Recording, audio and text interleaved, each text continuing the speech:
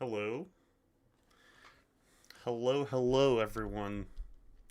I hope you can hear me, because streaming is hard, as a lot of streamers say, at least. Okay, I'm just gonna check really quickly if the audio is working.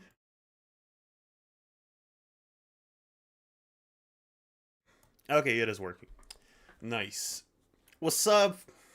First stream? Oh my god, it's so hard. I remember all the streamers on Twitch. I occasionally see clips on TikTok. It's so great. When they complain, like, oh my god, it's so hard, it's so exhausting. I can relate.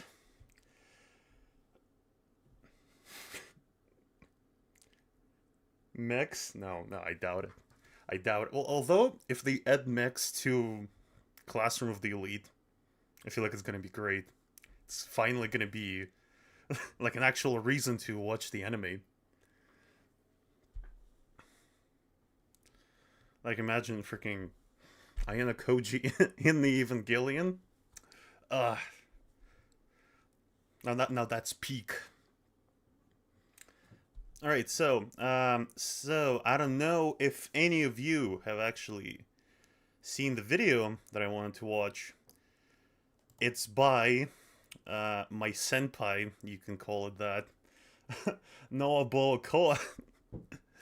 I I can never remember his nickname, honestly. I remember the Noah, and then it stops. He made the back in the day. He made the original uh, Classroom of the Elite Slander that I think was the most viral and still is. Um, I wouldn't say, like, I haven't seen much of his videos, but I definitely heard of his original video, and recently he made a comeback. He came back to to post another slander about the season 3 of Classroom of the Elite, which I actually seen, but I've watched it like barely awake, to be honest, because I wanted to do a video about it maybe, but um it was just not really interesting. Like, if season 1 and 2 I could say were like full of events, season 3 was freaking boring, like boring as shit. So I wanted to finish his video, but I couldn't really do it by myself, so um I want to watch it on the stream, because I feel like it's gonna be like, I feel like watching the video on stream will be like easier than watch it by yourself, because a lot of long videos I can't watch by myself on YouTube. Like, I just get bored. Like, in here, I feel like I'll be able to get through it. I mean, I've started watching it. It was pretty good. I even commented on it. Okay. What did people reply? People reply, Lamau. Okay. Hello. What is it? The enemy? Yeah, the thing is, a lot of comments, I feel like everywhere, like under every video where they, like, the creator talks about the Classroom of the Elite and how great it is. A lot, like half of the comments are probably gonna be about, like, read books. They're much better. And to be fair, the books are in fact better, but not by a lot, and it doesn't mean that they're like actually really good. Because the comments typically imply that they're really good, but they're just slightly better than the anime. That's about it. X Arm, I actually haven't seen it. Maybe I'll watch it someday. I'm a pretty normie, just so you understand. I'm a pretty normie person. I watch maybe like the most popular anime, and occasionally if I see a clip on TikTok or some shit like that of interesting anime, I go watch that. I found you through Age Runner's video. Yeah, bro, Age Runner's video was so long ago. Uh, I mean, I don't really care if people hate on my videos. Because if you look into my comment section under my videos, like, literally most of them are gonna be full of, like, people calling me out and saying I haven't seen it. I'll watch X-Arm. Maybe I'll even make a video about it. Who knows? So about Cyberpunk. Maybe I was a little too harsh on it looking back, because I was just mostly annoyed by how everyone was praising it, even though the anime wasn't like trash. But it was still fun slandering it. Like it wasn't definitely not as good as everyone says it was, because like people were praising it like some like Evangelion level of writing, but it was like maybe mediocre at best, especially with the ending, which was partially good, okay, because they like killed everyone. That was great. Okay, so I think we can get into the video itself. I haven't read manga which is covered like the manga that is like the piece of the story of the manga that is going to be in season 3, but I have seen videos about it, to be fair, where people talk about the like the events of the season, and I'm excited. I hope Noah is gonna praise Ayanokoji, as he should, because Ayanokoji is like the best fictional character. A genre 6 out of 10. I mean, I can say a 5 out of 10. You know, it's a more or less fair criticism. Okay, just gonna double check that the audio is still working. I hope it is. Okay. I was worried that my mic is gonna be like funky or something. I haven't used it on streams, and I'm typically like really close to it. Is X-Harm like close to Classroom of the Elite? I literally have no idea what that is, to be fair. Like, okay, I'll look into it definitely. I'm getting interested. Okay.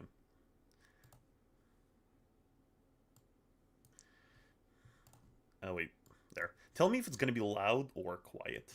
Exactly 700 days from when I'm writing the script. In that video, I talked about Classroom of the Elite and just how dumb that show really is for one whose main selling points are the genius level characters and their equally genius deductions, schemes, and manipulations. But in that video... By the way, that is so funny because like a lot of people in the comments, again, under my video, I feel like under every video where somebody slanders Classroom of the Elite, they, like a lot of them say like whatever the Classroom of the Elite is like has some stupid points.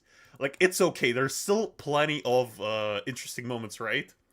Sorry if it's loud. The me or the video? Because I can be pretty loud as hell. Okay, I'll tune down both myself and the video. So and this is a great point, because Classroom of the Elite, like literally the whole point of the anime, is the hour moments where something smart happens, but then people say like, oh, it's fine. There's still a lot of the things besides that, but there's literally nothing. I mean, I guess romance, sorta, because there's a few like quote-unquote couples, but still, like, if your main point is stupid when it's supposed to be smart, that's already bad. I was still a noob at this YouTube thing. The editing was shit. I didn't know the YouTube copyright rules. I didn't even bother putting music in the video. But most importantly, I only talked about the first 2 seasons. I actually planned to make this video a lot sooner, but the script just didn't turn out too well, so I scrapped it. But recently, I just had nothing to do and I just kind of rewatched it on a whim. And season 3 was so much worse than I remember. Bro, by the way, he says his video was like meh, but I think it was fine. I don't know. Maybe it's like the creator thing. He has an editor now, so maybe like just the thing is, when you're editing videos by yourself, you're constantly gonna criticize yourself. That's just how the creating of anything works. Like, I'm currently trying to write a story, because I'm not a writer by any means. I just like fiction, so I like script and everything. Oh boy, I'm rewriting that shit so much because I hate it every time I try to come back to it. Like, it's crazy. So I feel like it's just normal when you're not editing yourself. Like that, you just don't have that feeling. So I feel like his previous video was great. I don't know. I actually didn't think it was too bad on my first watch, but when I watched it again, everything fell apart. So today, I just wanted to talk about this new season a little, why I initially felt the way I did, and also give you an episode by episode breakdown on all of the dumbest schemes.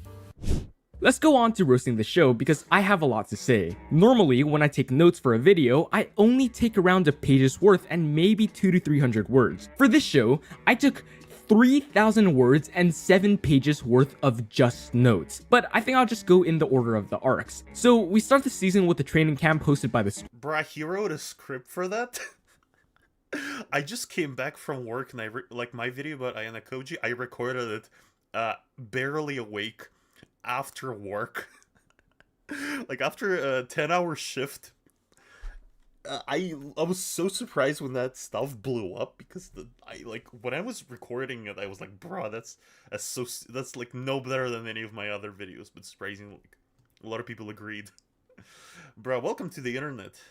School. The students are broken up into groups and they compete in a set of tests. If any group falls under a certain threshold within each test, the group leader and one person of their choosing will be expelled. But that's honestly not that big of a part in the season. It's more about building the characters, their relationships, and setting up future arcs. For example, we see Kushida and Horikita talking, and Kushida's gonna Kushida and she acts all kind while saying some nasty stuff. So you can forget By the way, I don't know why is Noah hating on Kushida? About her, as she pretty much does nothing this whole season. She has a role. He's hating on both Kushida and I forgot what the other girl's called. What's this girl and called? Horikita talking. Horikita, right. He's hating on both Horikita and Kushida. And I don't know, I love them solely for their fact that they're hating everyone else. Like she's a psychopath. And Horikita just thinks she's better than everyone else. And to be fair, she is, because other characters are like even more insufferable, so.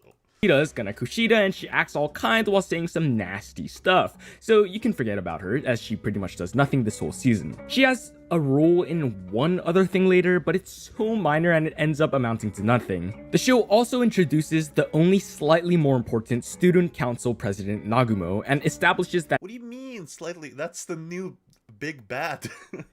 Well, okay, so for everyone who doesn't know, because there's a chance you haven't seen the greatest anime of all time, Classroom of the Elite, the previous antagonist, Ruin, or whatever he's called, he got defeated along with Kushida the previous season, if I remember correctly. Or something like that, at the very least. Like, their plan failed. So this is the new big bad.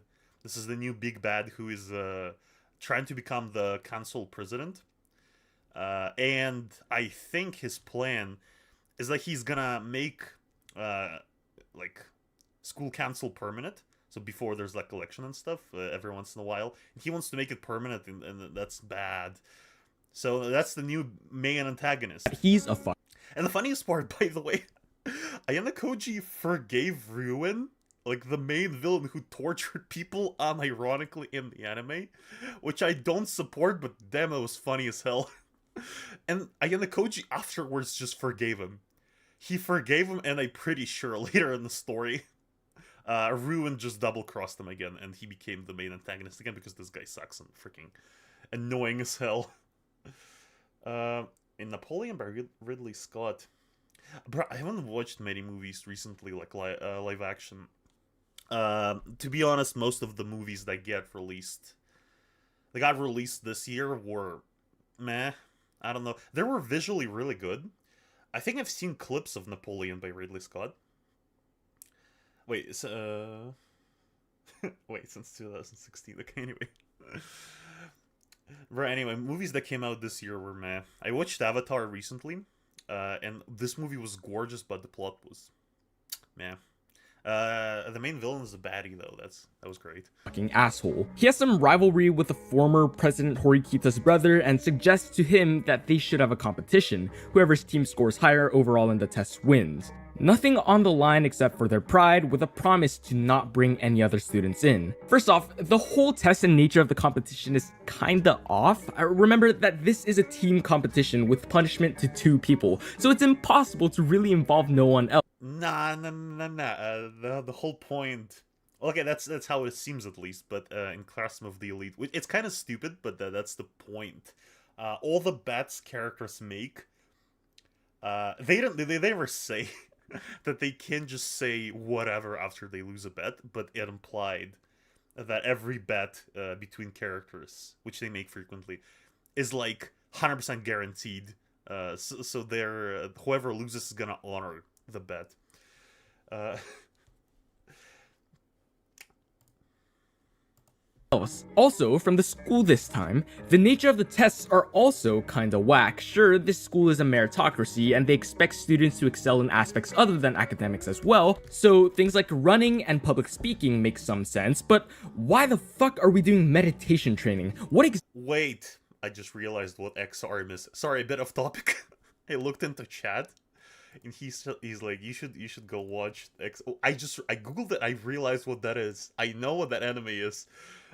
I even had clips of it in one of the videos, I think, when I was talking about terrible animation. Bruh, I haven't seen that in forever.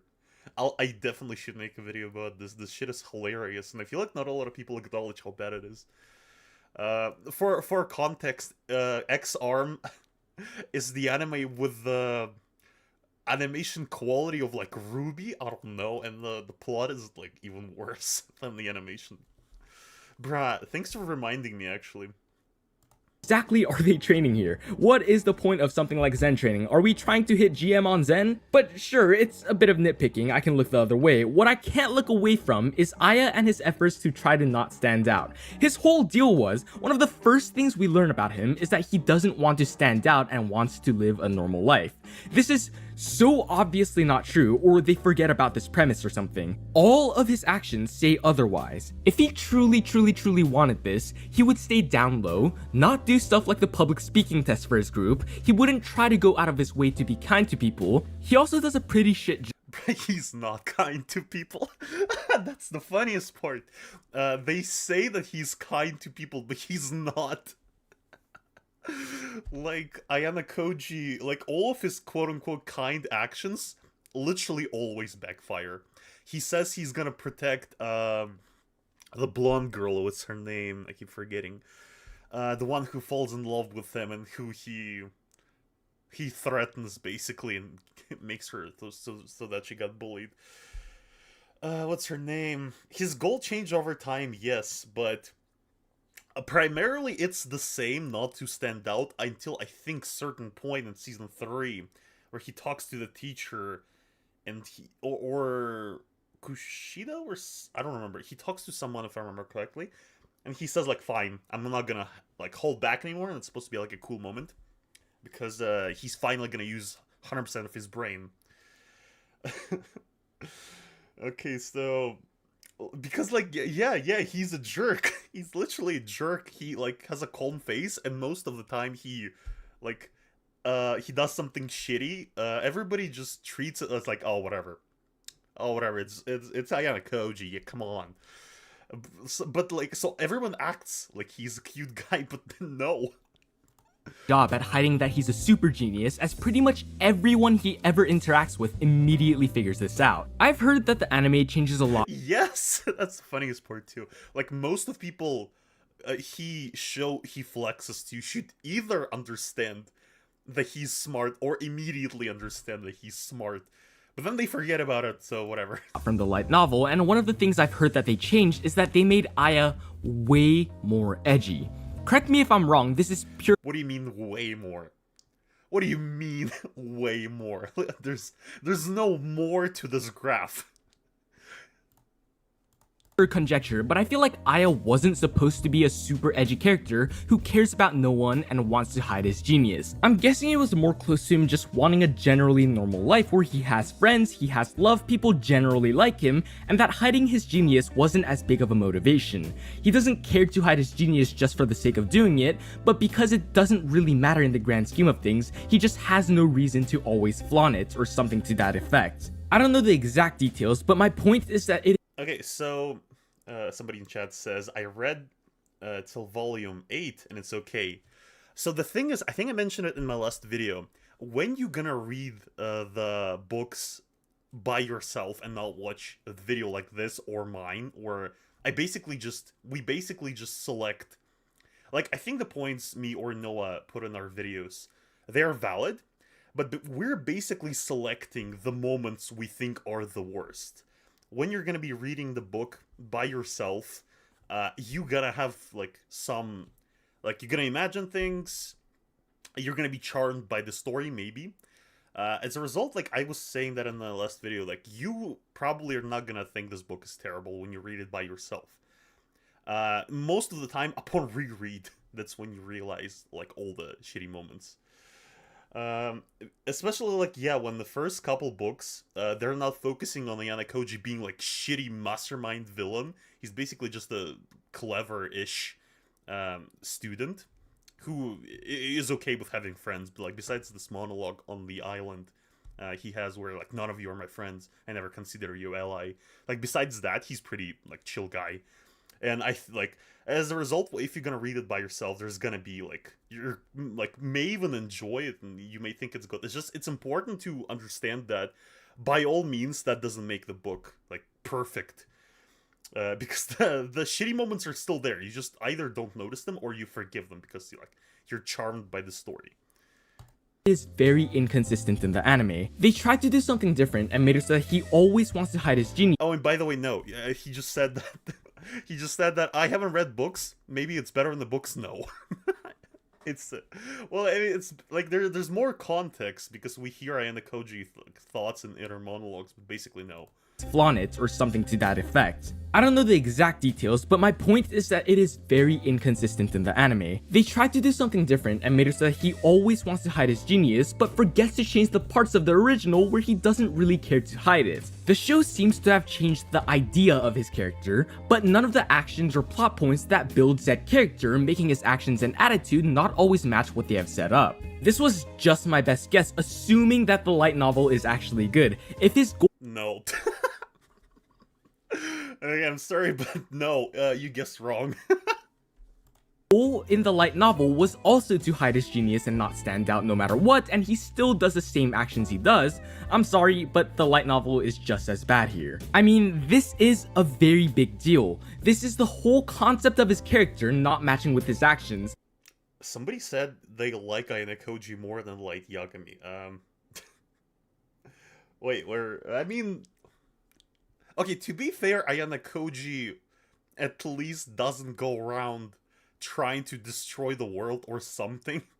His impact is not as bad, basically. Because, like, Light Yagami was legitimately, like, a menace to society. Literally. Ayanokoji is, calmer in that case. Imagine you have a character who's supposed to be super depressed and sad, but in the actual show, he's outgoing, kind, happy, and just generally a bright guy. That's a huge deal. And overall, the characters in the show all just suck major butt. How they interact every day, the shit they say, the ways they react to things are all— Oh, by the way, that's a good point as well. The thing is, there's so much stuff in the books where the characters are just doing, like, random stuff, like random day-to-day stuff, like they're studying, taking tests, sitting in classes, like just average stuff. There's no like dialogues between them that would make it interesting. It's just very forgettable moments, and I'm really glad they didn't put that into anime because they could have. But like, I don't know. It makes it so much weirder because essentially, yeah, like in the books, there's many moments that I feel like you could have just cut. And the story would only be better, like it would be less boring. All just so artificial. This show's characters are like characters from porn, where they have really, really bad lines, and the lines themselves and the delivery are all kinda ass. It's porn acting. Look at this interaction. I would debate some Korean hentai is freaking like peak of fiction, I swear. じゃあ行くけど。どうぞお気になさらず。いやさ、坂柳ちゃんって可愛いけどどんくさいよな。お前引っ掛けといてそりゃないだろう。Like, they just say that very audibly as if she's not literally right there. Or look at this one. お前軽井沢に振られたんだって。まあね。どんまいどんまい。山内やめれ。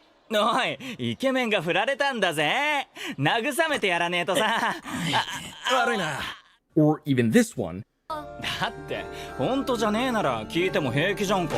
山内くんひどい。 By the way, is it just me? He shows those clips where it's like bad dialogues.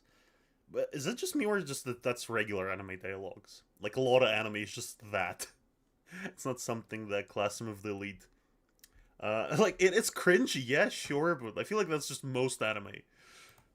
もうやめとけって。俺はデマかどうか確かめてやってるだけじゃん。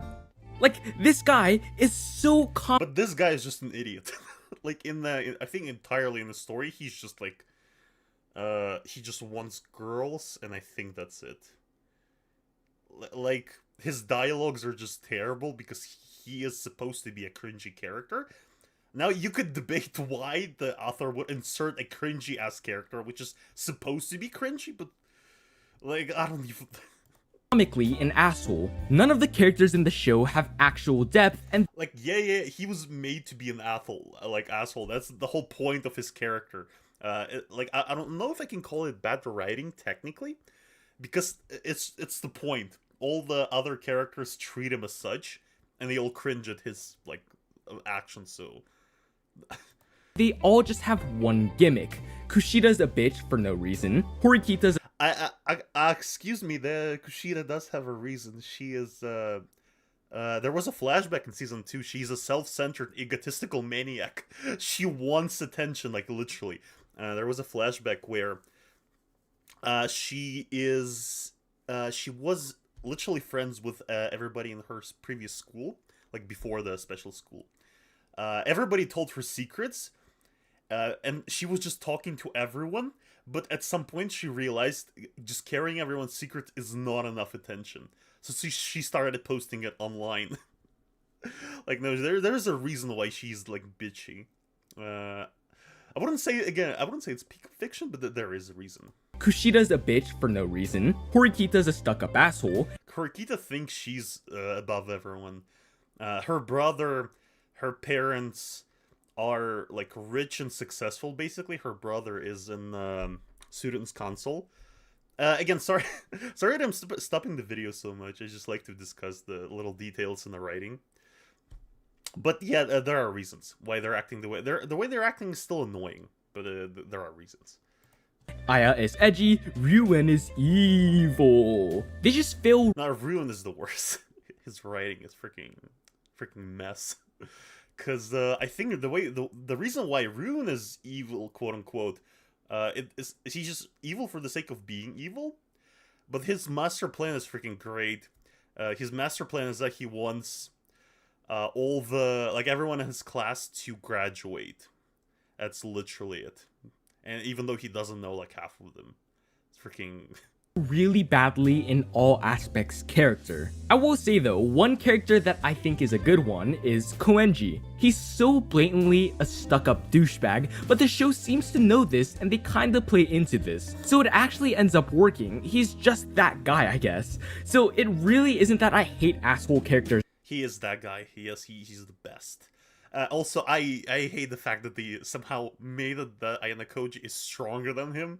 Like, physically, it's At all. Like, it's physically impossible. This guy's just built like a unit, while Ayanokoji... If they're an asshole, the show just has to know it and really proceed with the fact that they aren't nice. There's only a problem when the character is supposed to be nice or caring, but they're actually just jerks. And if they're jerks and the show knows it, there still has to be some depth or something behind this. Koenji is a jerk, but we see him be chivalrous. He's sometimes not as much an asshole to everyone, but just self-serving and carefree. He seems chaotic, but he definitely has his own set of rules. He is an interesting character, and I hope to see more of him in the future. His number one rule, an absolute law, is that he is king. He's kinda similar to Chika from Love is War in this way. Mother's By the way, in here, I agree with what he said about the character, by the way, but in here, like, the first time I watched this, I just burst out laughing because this is the funniest comparison I've ever seen. Basement's videos on Love is War explains Chika a lot better, and I just saw a lot. Like, Chika is much better written. I don't know if you should compare those two characters. lot of Koenji in Chika, so give those a watch. No matter what, Koenji will do whatever he deems would be beneficial to himself. Whether it's something that will objectively benefit him, or something he just finds amusing, he does what he wants. And because of those rules, you can do things like make him care or make it interesting for him to do something. So far, he hasn't done much, but I do expect a lot from him in the future. I don't think he does anything in the future, to be fair. If I remember correctly, he's like barely showing up. And it is a shame that they didn't use this character much, because he's much better written than like a lot of characters in the show. But back to the scheme. The big thing in this arc is Nagumo vs Horikita's brother. It's a competition where Nagumo should be outmatched, but how will he outplay him to win? First, we have to know some things about Nagumo. He's obviously a snaky two-faced bitch, but when he makes a promise... Like everyone in this anime. Everyone in this anime is just lying snakes. I'm pretty sure, like, I don't know if you can even call it, like, it's a default, literally. This guy is also lied and manipulated. Everyone, especially his sister. He doesn't break them. They explicitly stated this. He will not break a promise. No. Maybe they're all gonna peak in season 4. I agree with you. Maybe, well, actually, okay. Classroom of the Elite was always peak, to be fair. I don't know what's higher than peak. The Sky, I guess. So the season 4 is gonna be like the Skies, I'm sure. No matter what. That is the character they set up.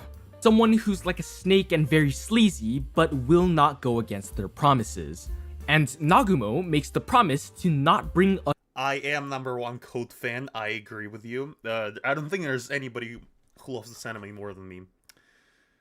Others into this. So what does he do? What is the smart plan? He breaks the promise and doesn't really go for Horikita's brother. He goes for his right-hand lady who is always by his side. If you remember, there's a rule where if a team fails, the leader and one other person of their choosing will be expelled. So he tells one of his buddies to int in their group and kick out Horikita's right-hand girl. That was the smart plan. By the way, you know what's funny? Even though I've seen what he was talking about, like, I've seen partially the anime, I completely forgot the characters he's mentioning, and I feel like he forgot as well, because he's like saying right-hand girl, like right-hand man, and I'm like listening, like, bruh, I don't remember what their names are either.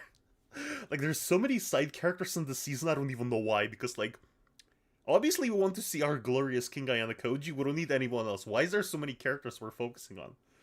Like, wouldn't it be cooler if these guys threatened like people either directly Ayanokoji or at least like to that Ayanokoji himself? That would have been better, I feel like. In their group and because he's like, oh, I'm gonna target your best friend. Like, who cares? Who are you? Kick out Horikita's right-hand girl. That was the smart plan. The smart plan was to just blatantly lie to his face and break the promise. It wasn't even a technicality thing where he technically didn't break the rules, so he kept his promise. No, he literally just breaks the promise that the show said he wouldn't break. That's like if I went, John doesn't tell lies, ever. John says, I wore a green shirt yesterday, so he must have worn a green shirt the day before. Okay, and then he says, I actually wore a red shirt yesterday, you stupid fuck. Get manipulated. Genius writing. But, right, that is a great example, by the way, because that's literally how most of manipulation goes. It's basically lying or gaslighting. Like, they do action A, and then in action B they said, no, I didn't do it. So, you must have fallen right into my trap! Am I right? He made a promise to leave the others out of this, and he just broke the promise. You can't just set up a premise like that, state it like it's an absolute fact, and then just break it and call it smart. You guys and the people who made the show have to understand that blatantly lying is not smart. Anyone can do it. There are some other things that I want to mention for this arc. For example, this green-haired dude who they're trying to do growth for and make him just a tsundere but actually kind, as if he didn't participate in the kidnapping and torture of a high school girl the season before. Nah, that's fine. Like, the thing you have to understand is that all of the bad actions in this anime, nobody cares about that, because even this girl was forgiven. Her and Ruin were later treated by the other characters as like tragic heroes or something like this. I don't even know.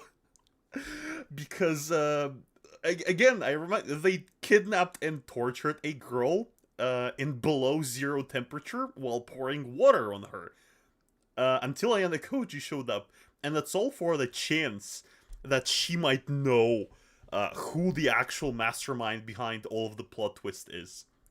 They weren't even sure, I mind you.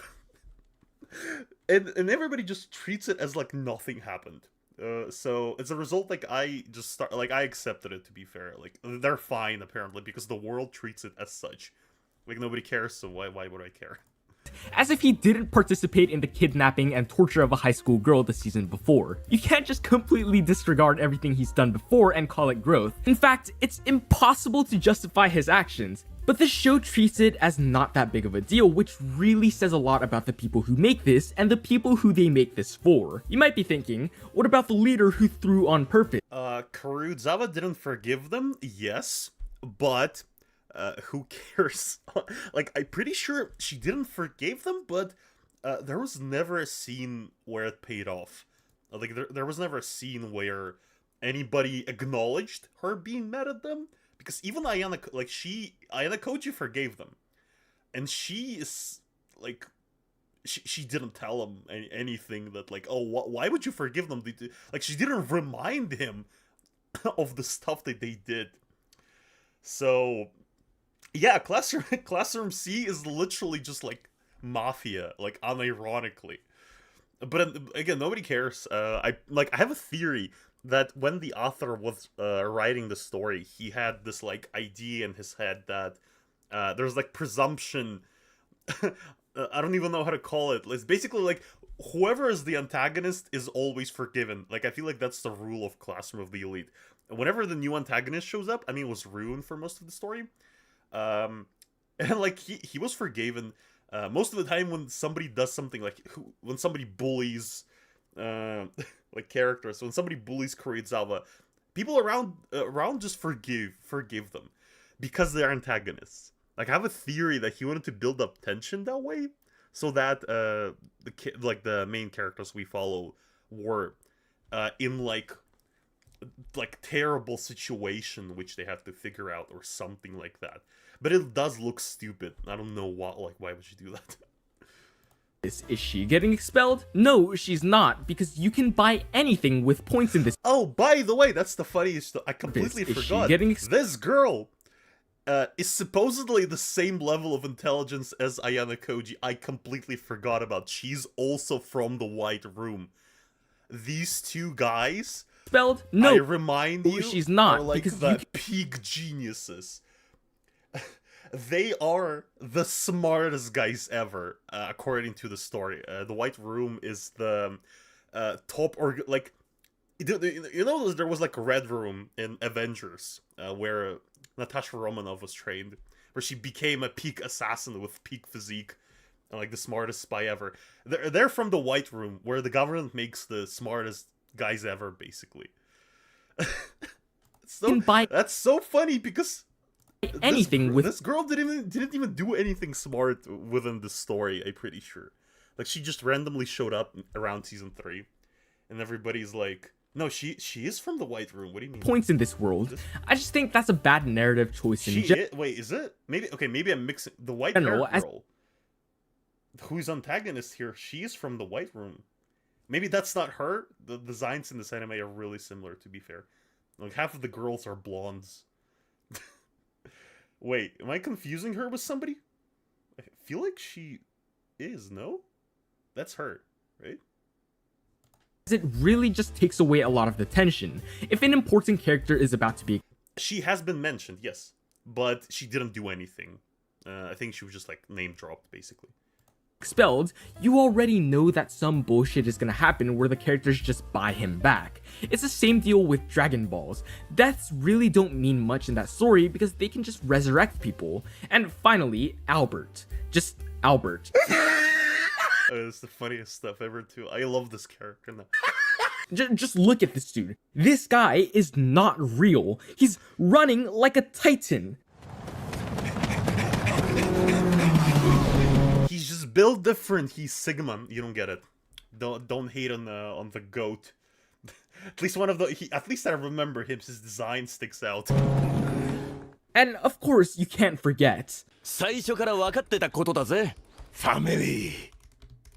I also want to address some dumb comments before I get them. First and foremost, I am talking about the anime, not the light novel. I'll say it here, I do not give a shit about the light novel. It doesn't matter if the light novel is good, it doesn't mean the anime is good. If you think that's good reasoning, that also means that The Promised Neverland Season 2 and the newest season of One Punch Man are also good. That is obviously not true. The manga or light novel and the adaptation are two very separate things and they should be treated as such. So if I say something doesn't make sense, you cannot say, oh, but it makes sense in the light novel, so it makes sense here. No. If it makes sense in the light novel, but not in the anime, then the anime did a bad job of giving the necessary context to fully comprehend the scene. That is not a hard thing to do, so if they mess that up, the show is bad. You also cannot say that I am just nitpicking for these schemes and deductions. The only reason you're watching this show is for this stuff. So if there's even a little bit of an inconsistency, plot hole, or some stupid bullshittery,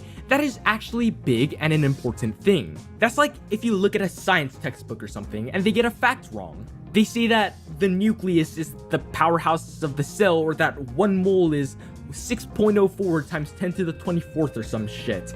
I actually agree with this, but I don't know, maybe I'm nitpicking. Scientists make mistakes all the time. That's the whole point of science. There's so many, like, if you ever wrote an essay which you had to like back up with facts in college, scientists, there's so many essays or like researchers you can research who are like later revoked because there was a mistake there. That's not just That is a good point still. Picking one fact. You can't say, oh, it's just a bit off, or oh, they just made a typo. It is important. The only reason you are going to a textbook in the first place is for correct and accurate facts. So if they get even a little bit of it wrong, it's actually a really big deal. If a textbook has bits of wrong information consistently, that's a bad textbook. If a deduction, manipulation, and scheme-based show has deductions that don't follow logic, manipulations that shouldn't work ever, or schemes that are presented as smart but actually have many holes in it, it's a bad show. The point of most stories... Well, in here I have to disagree a little bit, because... there's a little, well, first of all, good and bad are subjective, especially when it comes to judging the show. I would say if the main point is for show to be smart and it doesn't feel smart, that is it definitely drops the rating, but that doesn't necessarily make it terrible. There's so many shows that like the whole like original point, I don't get it, but you can still enjoy it. Because, like, for example, Love is War, Kaguya-sama, you may have heard about it, one of the most successful romance anime of the recent years. I don't get it. I don't understand the romance in this anime, personally. Like, I can't enjoy the romance, it feels cringe to me. But I still I watched the episodes when they were coming out, because I was enjoying the comedy. But the romance itself, I don't get it. I don't find Kaguya likable. Like, some of you may hate me for it, but that's just the point. Does it make the show bad? That for me the romance is just like not that good. No, I can still acknowledge that it's a really, like, it's pretty well put together story. It's just like, for me it's bad. So I think in case of Ayanokoji, like, some people like unironically watch Classroom of the Elite because Ayanokoji is edgy and cool and they find him hot or whatever, because there are fanfics about him. Something like, but that still doesn't change the facts that the smart moments that are supposed to be smart are meh. Is to show you a character and their journey. So if the characters are badly written or don't fulfill the role they are meant to play, for example, if a character is supposed to be likable and the show is about good things happening to them, but they actually write Kazuya, that's a bad story. That's the thing too. Like I said previously with this other annoying character, there are situations in the writing when it's purposefully written to be annoying. Same thing I feel like can even apply to Kazuya that he mentioned. It is, here, yeah. That's a bad... From Rent a Girlfriend. Because if some of you don't know, the author of Rent a Girlfriend I don't even know how to say this because it sounds absurd. He's obsessed with the main girl from Rent a Girlfriend. He wrote her as a perfect girl in his eyes, and he's obsessed with her. So I have a feeling that he made Kazuya annoying as hell because he fell in love with his character. But Kazuya is definitely, again, maybe that's just my psycho theories, but Kazuya is definitely written in the way that he's annoying, because he's like, his character function basically is to drag the story forward and not like do romance that would conclude the story of Rent a Girlfriend. Story. This story does both of those things, therefore it is a bad show. You also can't use the justification of, oh, but it's just fun. That doesn't make it good, because then every show is equally good. That would mean that I can make a whole show about me shitting on a plate, and that can be considered a masterpiece, because I think even if you're an anime only, the Island Exam is decent. I don't know, to be fair, the second season with Island Exam is like, I would say the exam itself is fine. Like, at least it's sorta entertaining, because the characters get change of pace, they're put into a newer environment, rather than like a school. But it's just, it's all ruined by the revelation where Ayanokoji explains his master plan and how he outsmarted everyone. Like, that part is just stupid. Like, it doesn't make sense, especially because, like, half of his deduction is him reading people, which, like, he doesn't explain, he just says, I understood it by looking at that person. Like, that kind of ruins it. I'm sure someone out there will find it fun. That does not make a show good. I am explicitly Bruh, Rent a Girlfriend. Sorry for stopping the video so much, by the way, I'm just reading chat and there's a lot of fun things. Rent a Girlfriend is one of the most successful mangas. Like, you say who's buying them? But it's incredibly successful. I think they're either making a remake or a at least the author spoke that he's planning on making either a remake or a follow-up. Whenever he finishes it, the story is not yet finished, but he's already interested. Well, I don't mind him. Like, it makes so much money. How can you blame him? stating these things here, so if any of you comment seeing anything close to everything I just addressed, I will simply send you the zany face emoji followed by the middle finger emoji, which has been my favorite combo recently, and then I will get the mods, me, myself, and I, to ban that bitch ass to the depths of the Shadow Realm. I'll go full LTG on that ass, so don't test me. You don't want— I don't ban people though, so if you're banned by Noah, welcome to my channel, purplegeorgy, subscribe. I don't ban people here, I welcome all opinions. Shame on you. Especially if you're a fan like me, of Classroom of the Elite, you're welcome to subscribe.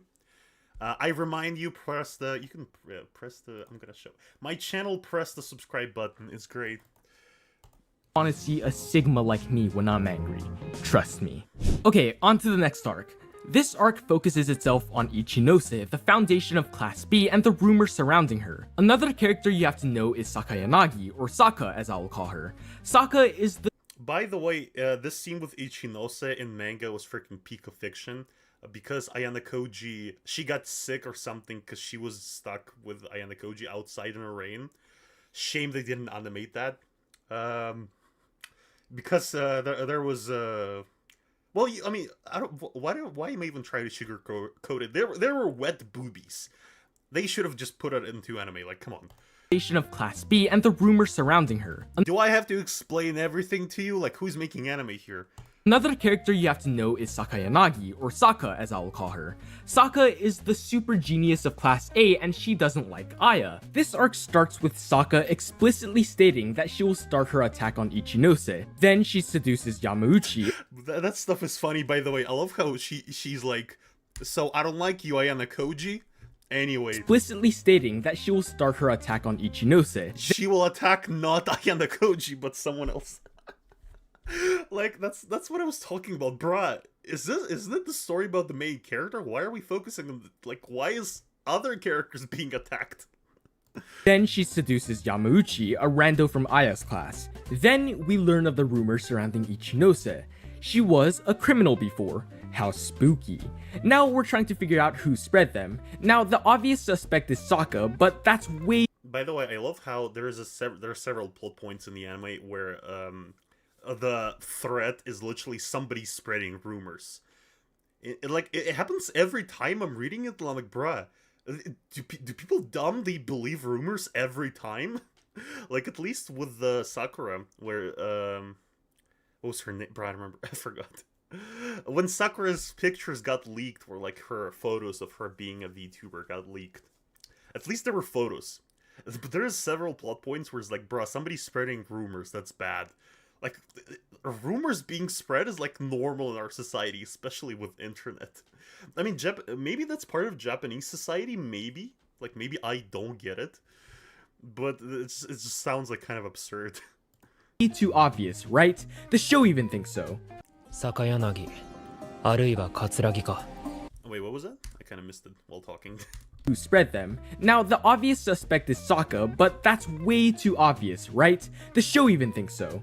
坂柳あるいは桂木かただそれにしてはあまりにも露骨すぎるそこが気になって So, it can't be her. It must be some roundabout way where it isn't her. They're making it so obvious that even Ichinose thinks so. 絶対の保証はできないけど坂柳さんじゃないかな。どうしてそう思うの彼女に宣戦布告されたからかな。 So, there must be a smart way where she manipulated someone into doing so. Well, the thing is, I feel like...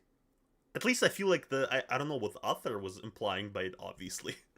But I feel like, since this character was shown to be as... There must be a smart way... Like, pure innocence, basically. Before that in the story, I think he wanted to imply that she was so innocent nobody believed she could actually do something as shitty as this. But nobody said it, so that's my guess. Because right now it does feel kind of weird because she's the only one who can be interested in this kind of like trick, but everybody's like, no, no, that can't be her. Where she manipulated someone into doing so, or it wasn't her at all. There's gotta be a twist somewhere. We end the episode with Sokka's bitch, her right-hand woman, approaching Aya in hopes of teaming up with him. Her backstory is that she used to shoplift and she stole a beer once from the school store, which why the fuck are they selling beer to begin with? But whatever. She got caught Because it's a special government school, of course they do. by Sokka, and now she's Because government wouldn't sell this kind of stuff in school, right? If they if they were able to. stuck with her. She also proves her loyalty to Aya by, get this, shoplifting a beer. I'm sorry, what? This is just as dumb as the coffee scene. What if she can shoplift? What does it prove? Maybe it's to show that she wasn't lying about shoplifting, but her shoplifting doesn't necessarily mean that she is working with Sokka. She could have been lying. They didn't even show her shoplift, by the way. She just gave them a can and like, I shoplifted that. Oh, yeah, actually, other people live in there too. That's actually a fair point, because in that school there's a lot of people live there and work there, and that's like a private island. It's a good point from the chat. So the thing is, they showed her shoplifting a can. Shoplifting a... But, they didn't show her, like, they showed a can in her hands, but they didn't show her stealing it, if I remember correctly. She could have just bought it and said to, like, told to Ayanokoji, like, I stole it, duh. With her. She also proves her loyalty to Aya by, get this, shoplifting a beer. I'm sorry, what? This is just as dumb as the coffee scene. What if she can shoplift? What does it prove? Maybe it's to show that she wasn't lying about shoplifting, but her shoplifting doesn't necessarily mean that she is working with Sokka. She could have been lying the whole time. She could have just... I don't know, it doesn't mean anything. And yeah, obviously this bitch is lying and Sokka was the one spreading the rumor. I thought there would actually be a twist or something, but there really just isn't. She... Twist. Well, there are twists, but you'd think there'd be a smart twist. No. It's season 3, come on.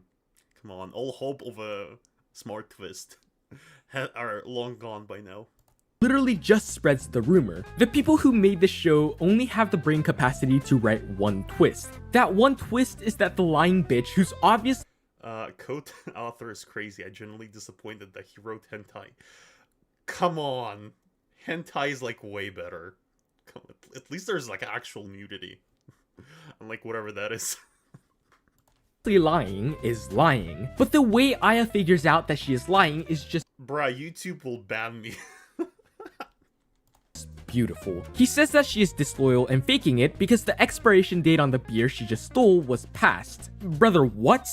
What would the beer mean to begin with? So what if it's old? Sure, she's lying that she stole it just now, but what if it was just a fresh beer and she actually just stole it? What would that prove other than the fact that she can steal beers? Am I crazy? Am I going crazy? Like, watch the entire scene for yourselves and tell me. Nah, you don't get it. We're just, I don't understand it either, but we must be just not smart enough. I remind you, she's the top 2 smartest character in the show. We're just stupid. It could possibly mean. Why does the beer prove her loyalty? Because she'll do a thing she said she'd do? Is it, I was telling the entire truth? We just can't fathom the brains that this girl got.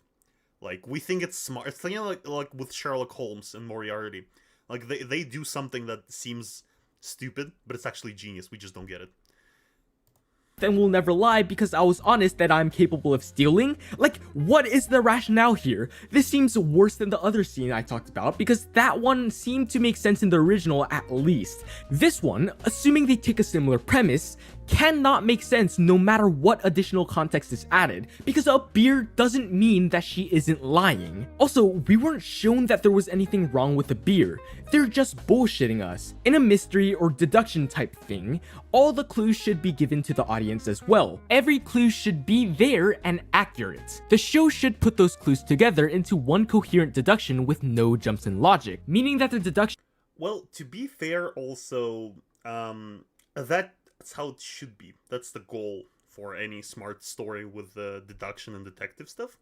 But how many stories do actually do that? I feel like very few actually follow that pattern to the core. Most of the story just try to pretend really hard that they have done that. Because I feel like, do you guys remember any story that actually is really smart and has like all the clues laid out? Because especially like in the anime, I don't remember that many. And I'm interested in this genre. I like watching anime with the detective shit. Has to be the only possible solution with the given information. In the coffee shop scene, there aren't enough clues. Nothing really points to the fact that Kushido was setting Horikita up. In fact, there are way more likely solutions that are just as possible. Lots of you in the comments who are saying, it does make sense, it's because of this and that, are wrong. You guys say different things, so some of you are bound to be wrong. Everyone is saying, oh, that's so obvious, it's so obviously X, Y, and Z. I don't know how you couldn't make sense of that. Then another one of you says, oh, are you stupid? It's so easy, it's so obviously A, B, and C, and it's a completely different reason. So you guys not being able to agree among yourselves pretty much proves the fact that they did a shit job of setting it up. If they did a good job, there should be no confusion, it should be unambiguous, and there should be only one way it can be explained. Then after hearing the real Sakayanagi blackmailed her? Was that it? I don't remember, I'll be honest. She might have. That's why I said nothing, because I don't remember the exact plot twist of the can being stolen. But if she was blackmailed, that's actually possible, because there's like so many characters that are doing something because they're blackmailed. Ayanokoji blackmailed that girl who was bullying Kuroizawa, and she was spying on him for ruin. So that's actually possible blackmail is involved. Solution, you should think, damn it, it was right there the whole time. You can't do this for the show. They don't give you clues so that it can be absolutely anything, and then they just say absolutely anything and treat it as absolute fact. This is also why there are so many inconsistencies. They themselves forget what the premise they set up was and then just randomly retcon stuff in to make it seem smart. They seem to think of the solution and effect it will have on the plot first before they think about a way to actually make it make sense. And that is the biggest problem with the show and why it isn't smart. It's a power fantasy. The deductions made here are impossible. The show just doesn't give you enough evidence for even the smartest person or supercomputer to make a 100% certain deduction with no insane assumptions. Aya or any other character isn't actually smart. They are gods or have magic. That is not a— Yes! That's what I've been saying. The world bows down to Ayanokoji. No matter what he says, he's always correct. Whatever his absurd plan may be, it's always going to be correct by default. That's the funniest part of Classroom of the Elite. Good. Maybe he is a god, like a... what was her name? That anime where the girl is literally a god, but she doesn't know. Hiroki Suzumiya. I feel like maybe Ayanokoji's that. In season 4, we're gonna get an epic reveal of that. And all the other characters, he actually just made them up to stroke his ego. If the deductions are actually smart, they should be replicable by someone equally smart in the same situation. They also get the nature of being smart wrong. Being smart doesn't mean you are always right. People make deductions in a trial and error way. They take the evidence and make an assumption, then they test it out. But it might not always work, it won't always work. Then, they have to find a different answer or adjust their already existing theory. They do this over and over again until they get the right answer. Smart people just do this in a way faster way and can make more trials and more errors in the same amount of time someone of less intelligence can. This show makes the mistake of removing that process and just making all the characters correct from the start, which always requires large jumps in logic, which are impossible to make accurately. They just take a stab in the dark and it works. Normally, logic and deductions are paths that... That's actually a great point too, which I would have said in both of my videos. It's the reason why it seems smart for the, like, it doesn't seem smart for the most part, is that they literally poke in a random direction, which just conveniently turns out to be the exact right way to solve the problem at hand. Like, if there was at least, like, a few tries, because I think the characters who are failing are just side characters. Ayanokoji, literally every time he points in something, he gets it right. Like, that's the most annoying thing. Start from the given evidence and go one step at a time towards the right answer. There may be areas where the paths split, and in that case, one might end up at a dead end. And if you reach a dead end, you just have to go back to where you started. Both smart and dumb people go one step at a time. Smart people are just faster, so maybe they're running instead of walking. What this show and other really bad deduction-based shows do is make the characters fucking fly, skip steps, or teleport to the end, which is why their explanations always end up with so many holes. In episode 9, at the end of the voting arc, where each class has to vote one person to be expelled in their class, the test was specifically designed to make sure someone will be expelled, and of course there are gonna be some dumb moments, but the dumbest one yet is at the end of the arc. Sokka just goes in her monologue and says, "Everything everyone ever did was all according to my..." Well, she basically pulls out Ayanokoji, like I said. I was behind everything. Oh, and by the way, about the final test, because that was particularly upsetting, they were building up this final exam as something, like, cool. But if I remember correctly, Ayanokoji and this girl just played chess. That was the final exam, essentially. Like, that was it. Like, come on, the peak. They were saying that's what the story is going to, essentially. The hardest test, and nobody knows what that is. And it was basically a game of chess between the smartest nerds ever. Plan. Do the people in the show realize just how unpredictable people are? You can hint people towards making certain decisions, sure, but there is no way to make someone always do exactly what you want, especially if it involves that person interacting with others and influencing others as well. But, you know, though it is unlikely, I'm willing to just go with it if they have a logical explanation. If they go through each step and at least give a bullshit explanation to why she knew someone was going to react a certain way to a certain situation and showed how she set everything up, sure, a little far-fetched, but I wouldn't mind as much. And if they made her wrong sometimes and had to readjust or reevaluate her plans... Okay, the chess, the chest... Wait, what am I saying? I'm going crazy already. The chess match in the books might have been cool as a finale. Like, as a... If it was well built up. I haven't got to that in the books, I'll be honest. But I can picture it to be good, and okay, like I said, there are certain scenes that I, like, at least feel cool in Classroom of the Elite. So I can totally get it being cool, but the way it's done in the anime is just, like, that's not what you expect at the very least. You expect something more major and that involved main characters, because before that in the story, we weren't even following Ayanokoji, the main character. We were following these nobodies. even better, because everyone knows that a plan as elaborate as that never goes as planned, but they just say that she did this. There was no explanation to anything at all. That makes her not smart. She loses the chess match, yes. Damn, that's peak comment. She loses the chess match to Ayanokoji because she's flat. Damn. I need that gif where the guy's writing on the piece of paper and it's like burning, because goddamn, that goes hard. But a magician or a god, anyone can do that. Here, since I was born, I've predicted everything and every outcome ever to the exact detail, and it was all according to my plan, and I have made the world how it is today. How did I know, or is there any proof that I did? Well, you can see the world how it is now, and I said I made it that way, so I must have, and you have to believe me. You technically can't prove me wrong either. Do you see me as smarter? Hell no you don't. There is no proof, and even if you somehow knew that I did, there's still no plan or explanation, so you would be less impressed and more disturbed because I didn't just pull a feat of intelligence. I am a goddamn omnipotent god. So I think making it so that Aya is wrong sometimes would be a really good call. That's why Death Note is— Nah, Ayanokoji's never wrong. He's the GOAT. So of course, how can you expect him to mess something up? He's the greatest. He's the glorious king of of getting everything right. So of course he's never wrong. Again, in the third season, I feel like there's something you just accept. It was maybe annoying. It was surprising at season 1. It was annoying at season 2. At season 3, you just like, yeah, he's always correct.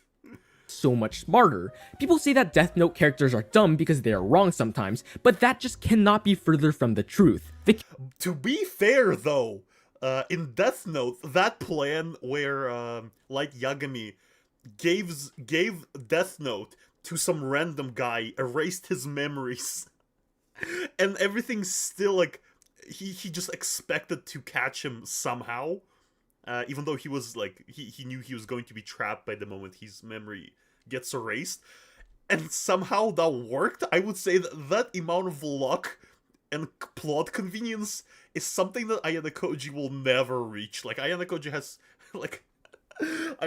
has to dream of being as lucky as Light Yagami was in that plot twist. Like, come on.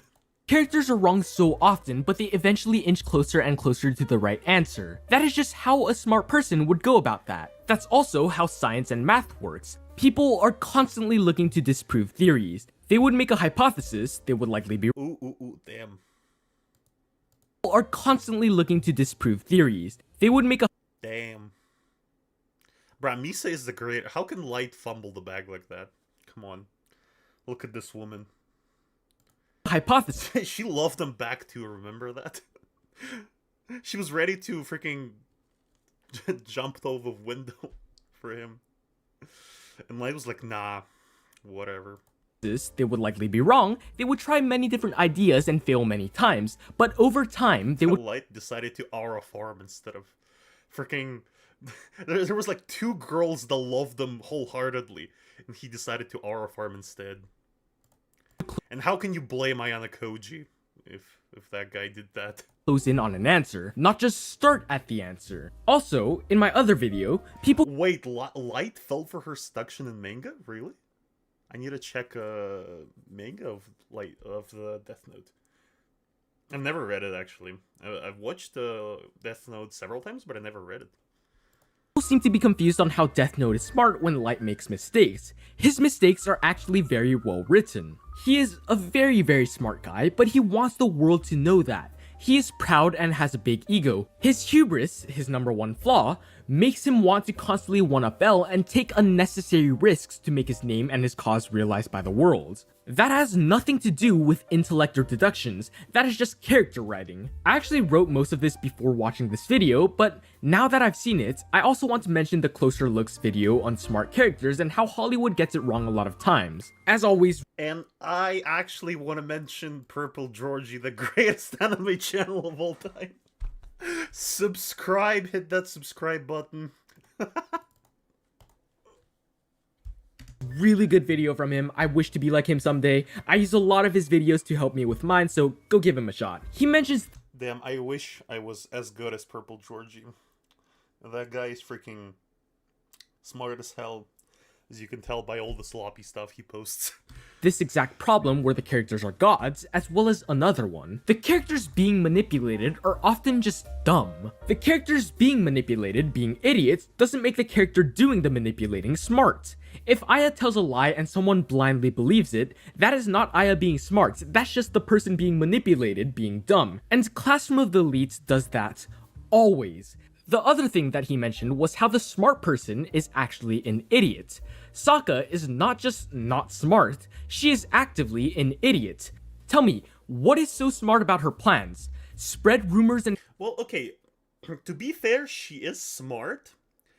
Because at the very... Well, okay, it's hard to say what of her actions are, like, incredibly smart. But from the surroundings, at least, she seems smart. You gotta give... Classroom of the Elite that. They make a facade, like I was saying in one of the videos, that it seems smart at the first watch. Or something.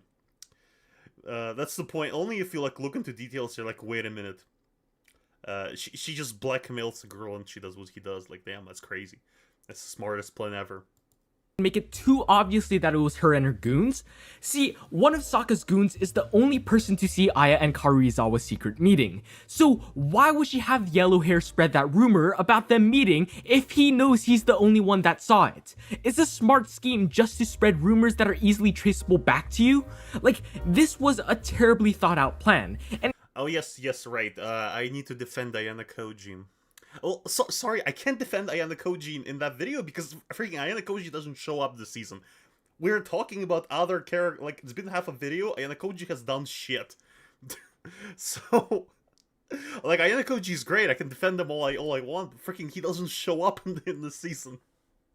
even if they succeeded, it would have done nothing. Like, they catch her, but Sokka also kinda got what she wanted because now Ichinose has to explain her crime, and she just explains her sob story to the class about how she was poor and wanted to give something to her sister, so she stole something and then nothing. Oh yeah, by the way, her backstory of being, like, criminal is freaking the most, like, not even the stupidest, like, the most obnoxious, simple stuff you can come up with. Like, the story where, oh, I was poor and I wanted to give my sister something expensive, so I stole it. That's, like, literally the first thing you could come up with as a writer. Like, it's just a sad story that everyone will be like, aw. But, like, and they were teasing us with that for half a season as well. Like, if you watch class, I know, okay, probably, like, everyone watching here, nobody watched season 3, I feel like.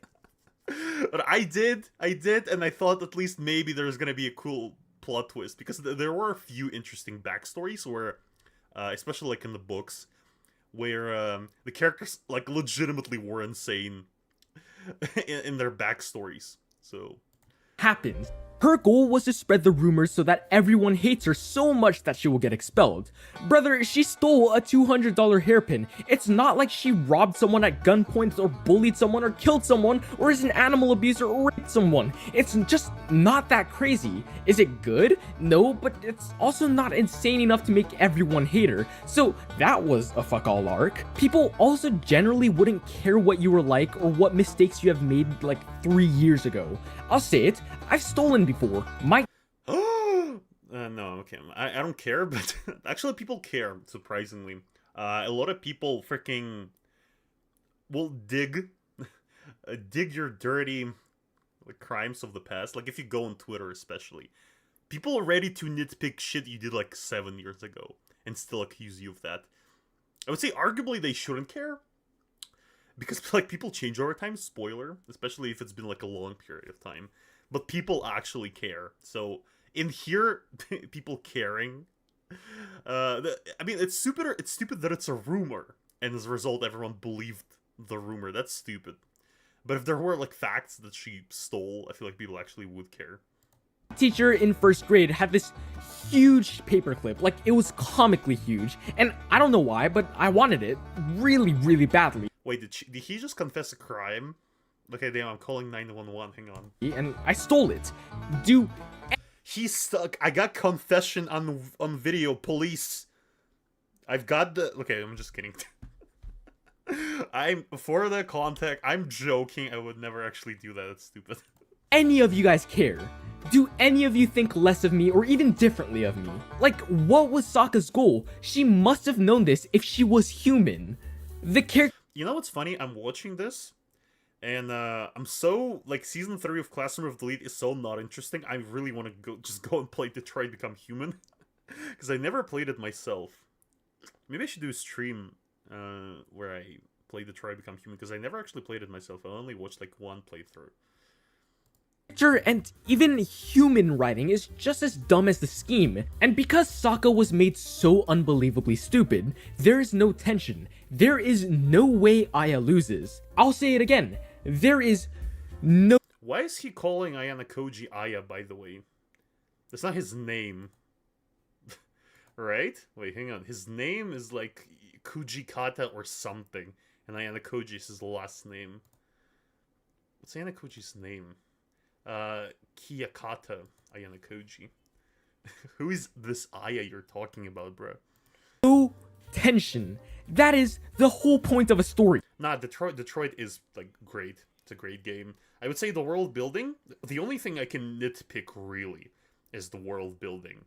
I would say it's a little cliche because essentially they take like America of I don't know 50s, sort of like that, and try to futurize the like race conflicts that happened back then. Yeah, Kiyakata, that's his name.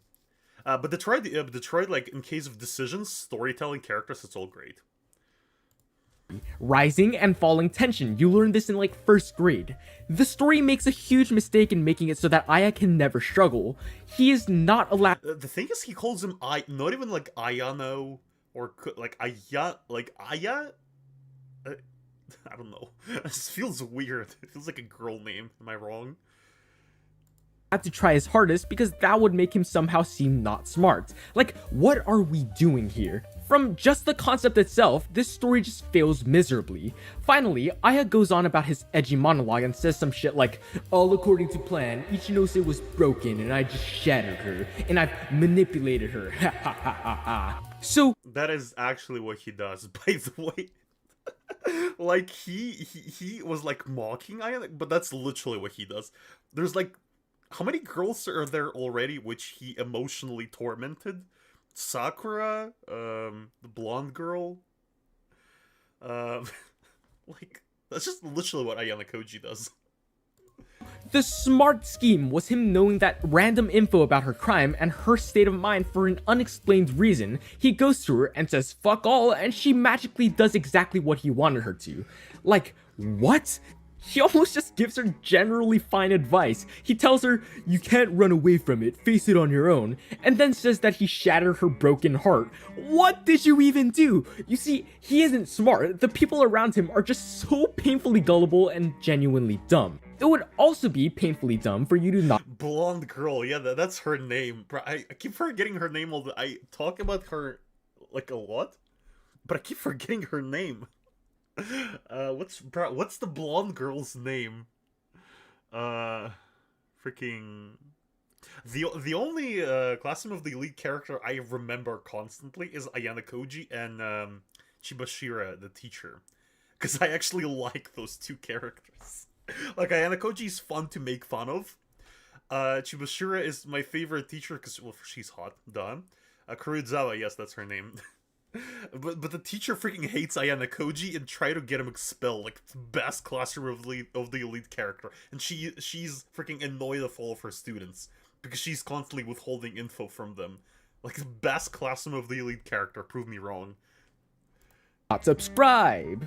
I don't know the actual percentage and I'm too lazy to go check, but a shockingly small percentage. Oh wait, what was it?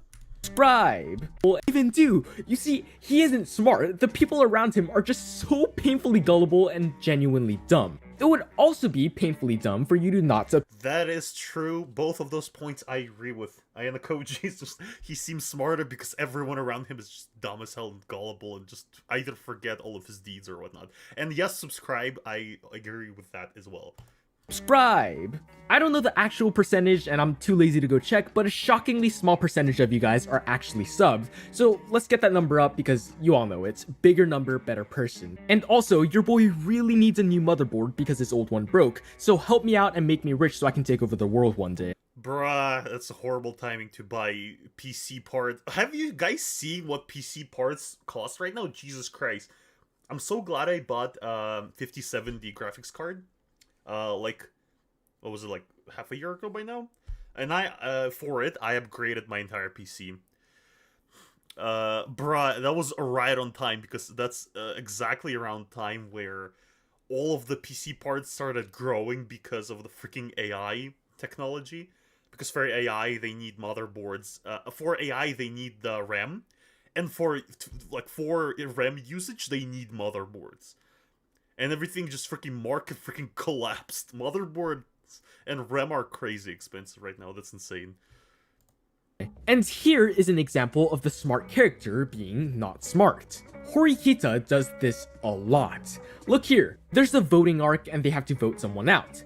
Somehow, Yamauchi, the asshole with the lowest scores on all tests, with not even a little bit of athleticism, who's kind of been a dick to everyone in class, like this guy is. Switch to console gameplay. Bruh, I have an Xbox in my house. I haven't touched it like in a year or two, maybe? I mean, Xbox is convenient, to be fair. There's a lot of stuff in like Game Pass and stuff, but like, I don't know, like everything I play is on my computer. It's so convenient because I can like switch off from work like on videos and back to gameplay.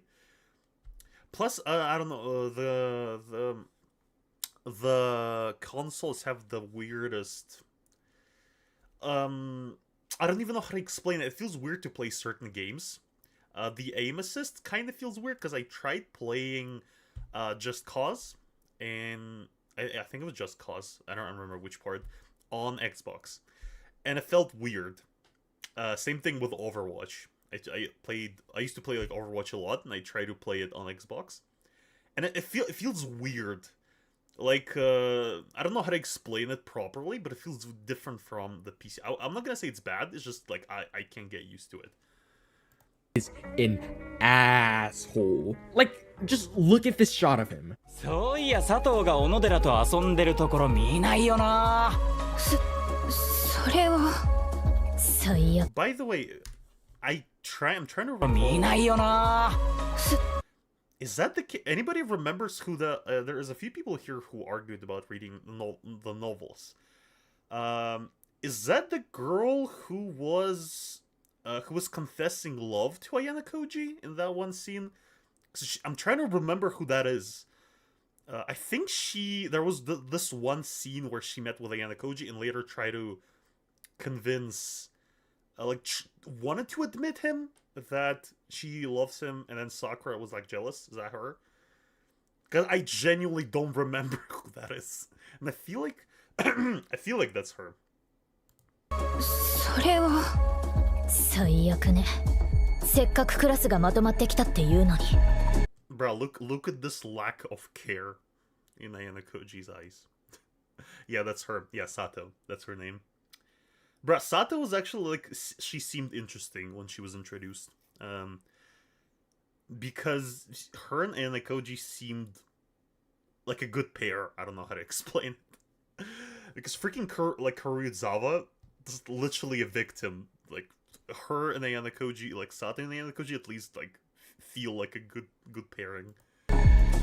This guy somehow convinces nearly everyone in the class to vote out Aya. But sure, whatever. And at the height of the non-existent tension artificially created by the threat of expulsion for the one person who you know will never fail no matter what, as the show sets him up as too much of a Sigma male to struggle at anything, Horikita explains the rules of the test to the class.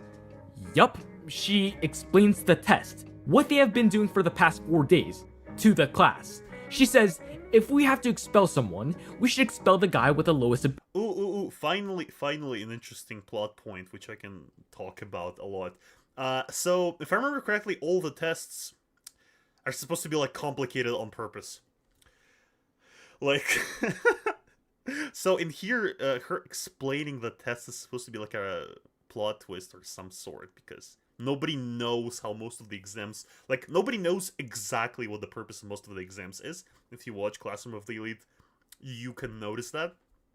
Because, like, a lot of exams have, like, a plot twist, where it's not the grade matters, but something else. Or the way you scored is, like, special. Like, with the island arc, or the exam on ability at everything, and it's all a test. What they have been doing for the past 4 days to the class. She says, if we have to expel someone, we should expel the guy with the lowest ability at everything, and is also conveniently a creepy asshole. It was established by everyone on the first day that this should be used as an opportunity to cut out people who are active hindrances, and somehow, everyone in the class is so astonished by this, and the show treats her as a genius. She did nothing. Ooh. Hospital scene reference? Bruh, wait, well, that's nearly the exact frame. Am I wrong? Shinji, is that you? That looks like so freaking identical. She just explains the rules. What are we doing here? And guess what? That's not even the worst part. We mentioned already that they do the shit where the characters aren't smart, they're gods. They do that here. We just went over everyone else being dumb, making someone who didn't do anything crazy feel crazy smart in comparison, but they managed to perfect the holy trifecta of stupid bullshittery by doing the thing where they just straight up lie and call it a smart scheme. See, Sokka, at the start of the arc, specifically states that she would not interfere with anything and calls a truce. Here, have a look.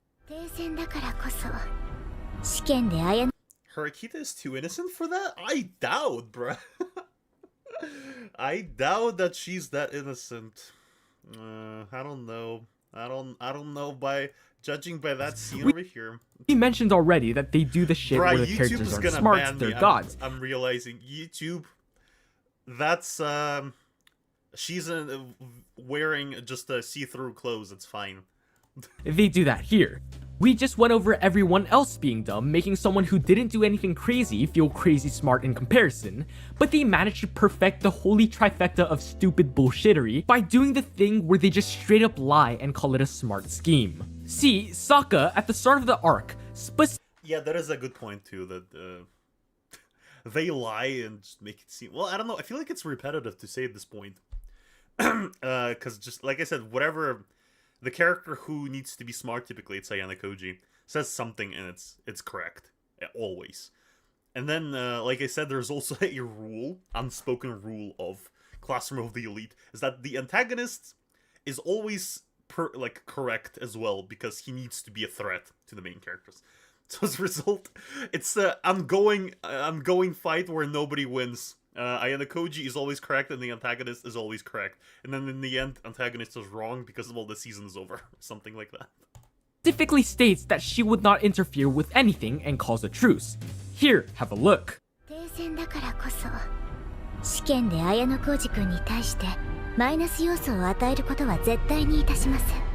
And what does she do? She does shit to sabotage Aya. And sure, you can say that she didn't do that in the end, but her words heavily imply that she just won't be interfering at all. I guess you can use the excuse of, oh, but no antagonist besides his father was a threat so far. You mean Ayanokoji's father? I guess, but if I remember correctly, he was a threat only because Chibashira was mentioning him. She was, like, using that as an excuse to get Ayanokoji expelled or something like that, and then he showed up himself and told Ayanokoji to leave the school. But if I remember correctly, that the way that got resolved is so freaking stupid. I don't even care about Ayanokoji's father. If I remember correctly, he was forcing he wanted Ayanokoji to become the head of the White Room, and then Ayanokoji just does that. He agrees eventually. Like, he was denying it. He was denying it. He told teacher to, like, stop messing with him. He told his father to freaking screw you. And then eventually, later in manga, he's like, yeah, I'll do that. I'll stop hiding the fact that I'm smart. And then I'll do that. His father sent the new chairman to get him expelled in season 3. Yeah. But... like I said, there's no build-up. Like, that's what my last video was about. There needs to be a good build-up for a mastermind or, like, manipulator character. His father was mentioned very briefly, so it's very hard for me to care and like classify this character as an actual threat to the main character, who's literally always correct. And literally every time there's a problem, he overcomes it pretty easily, and like not even worrying about being expelled or anything like that. She knew how it would end up and that it wouldn't hurt him because he is so smart. But come on, that's like if I said, I will not do anything to mortally harm you today, and immediately Bruh, 13 people are watching, by the way. Thank you so much for coming to the stream, by the way. I didn't expect anybody to show up, to be fair. Leave a like if you like my nonsense. strap you to a chair, pull off all your fingernails, beat you to a pulp, put you in a genjutsu, and feed you a cucumber. I don't know, I just really hate cucumbers. And wait, what did he say? because he is so smart. But come on, that's like if I said, I will not do anything to mortally harm you today, and immediately strap you to a chair, pull off all your fingernails, beat you to a pulp, put you in a genjutsu, and feed you a cucumber. I don't know, I just... Well, she's lying. Did I misheard his take? Because I think she was just lying. And that's it. Up and that it wouldn't hurt in the end, but her words heavily imply that she just won't be interfering at all. I guess you can use the excuse of, oh, but she knew how it would end up and that it wouldn't hurt him because he is so smart. But come on, that's like if I said, I will not do anything to mortally harm you today, and immediately strap you to a chair, pull off all your fingernails, beat you to a pulp, put you in a genjutsu, and feed you a cucumber. I don't know, I just really hate cucumbers. And then I say, well, I knew you weren't gonna die. I didn't do anything to kill you. Is that a bit extreme? Sure, so here's a better one. I go up to a super strong guy and say, I will not harm you, and then punch him in the stomach. I knew that it wouldn't hurt him because he's stronger than me and he's super big, but I still tried to hurt him. That is the... Bruh, I'm really confused by those analogies.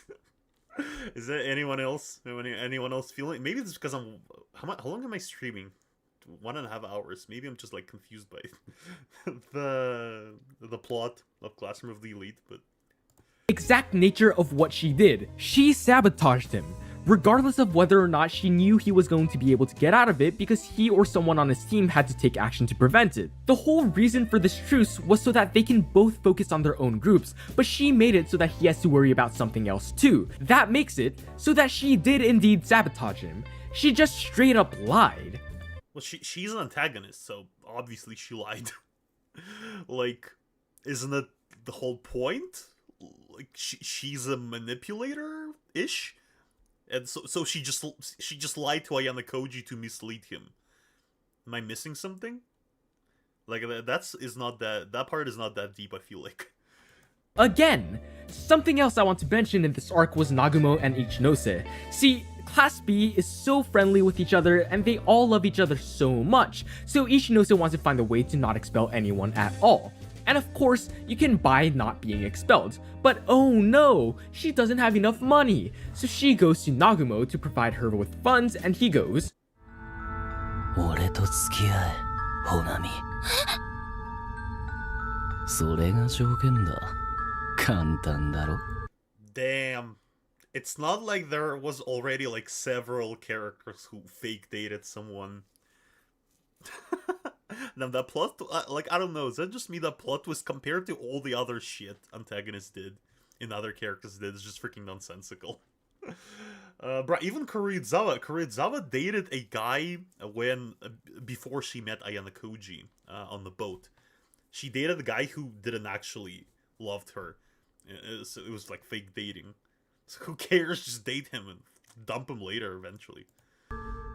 ooh, how edgy.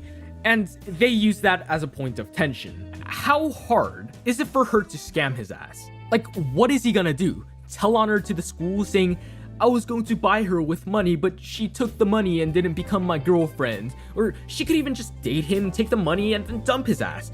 Or if she's worried about her reputation. Well, okay, to be fair, I think it's implied, since this is like one of the antagonists, it's implied that he's gonna take revenge on her. Like I said in the beginning of the stream, there is an unspoken rule that if they make a deal, both parties are gonna honor it in this anime.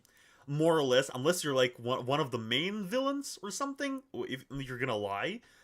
Still more or less, when the characters make a deal, they agree to then follow up on their promises.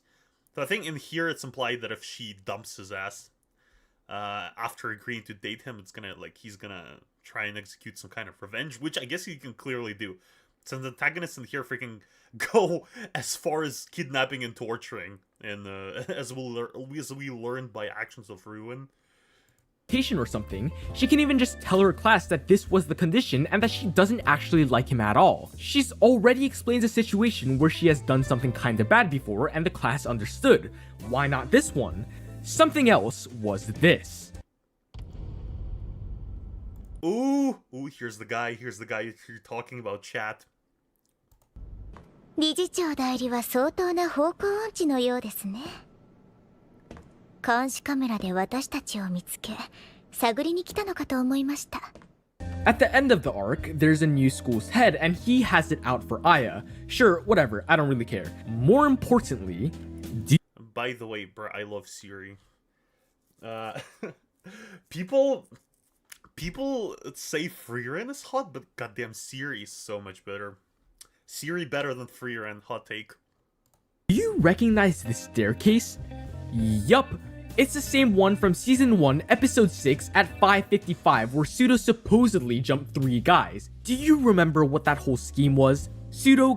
No, yeah, about dating, it is disgusting. I agree with that. The point is... Well, again, there's other plot lines which I wouldn't say are any better. They're, like, probably even worse. So that plot line where he asked her to date her, like, whatever. I feel like yeah, it's, like, rude, edgy, disgusting. But, again, compared to, like, actions of Ruin, this guy doesn't even seem that bad. Because he basically just paid the girl so she dated her. Anyway, let's come back to the Aura farm. There. Damn. They didn't even show his face right away. It was so great. Recognize this staircase? Yup, it's the same one from Season 1, Episode 6 at... Yeah, and if you haven't watched Freeren, watch it. It's pretty good. It gets a little slow-paced towards the end, like in last maybe 6 episodes or so, when they get into... not the training, like the exam arc. But Siri shows up there, so that's great. This girl shows up. Nice. Remember what that whole scheme was? Pseudo got jumped by 3 guys, and the 3 guys specifically chose that place to commit a crime because they knew that there were no CCTV cameras nearby. They frame him and say that he actually jumped them. Then Aya comes along and says, "Oh, there was actually a CCTV all along," and points to a fake one that he has just planted. And they believe him as if they didn't choose that place because there were no cameras in the first place. Now, in Season 3, Sokka says some shit about the camera. Like, what? Then the principal beats up Aya, and then Sokka points to the camera and says, "You know there's a camera, right? You're in big trouble, mister." And he goes... Damn, that goes hard. Wait, did he... yeah, right. You're in big trouble, and then Sokka about the camera. Like, what? Then the principal beats up Aya, and then Sokka points to the camera and says, "You know there's a camera, right? You're in big trouble, mister." And he goes... Yeah, there wasn't one to begin with. Like, what? What the fuck is going on here? How do they use the same situation? I think it was a different spot, though. I was a little distracted by the peak scene. The peak scene of adult fighting high schoolers, but I think it was a different staircase. So that's that's the staircase that looks like. And it was a specific one next to the lab. That was the whole point. I think it's a different staircase.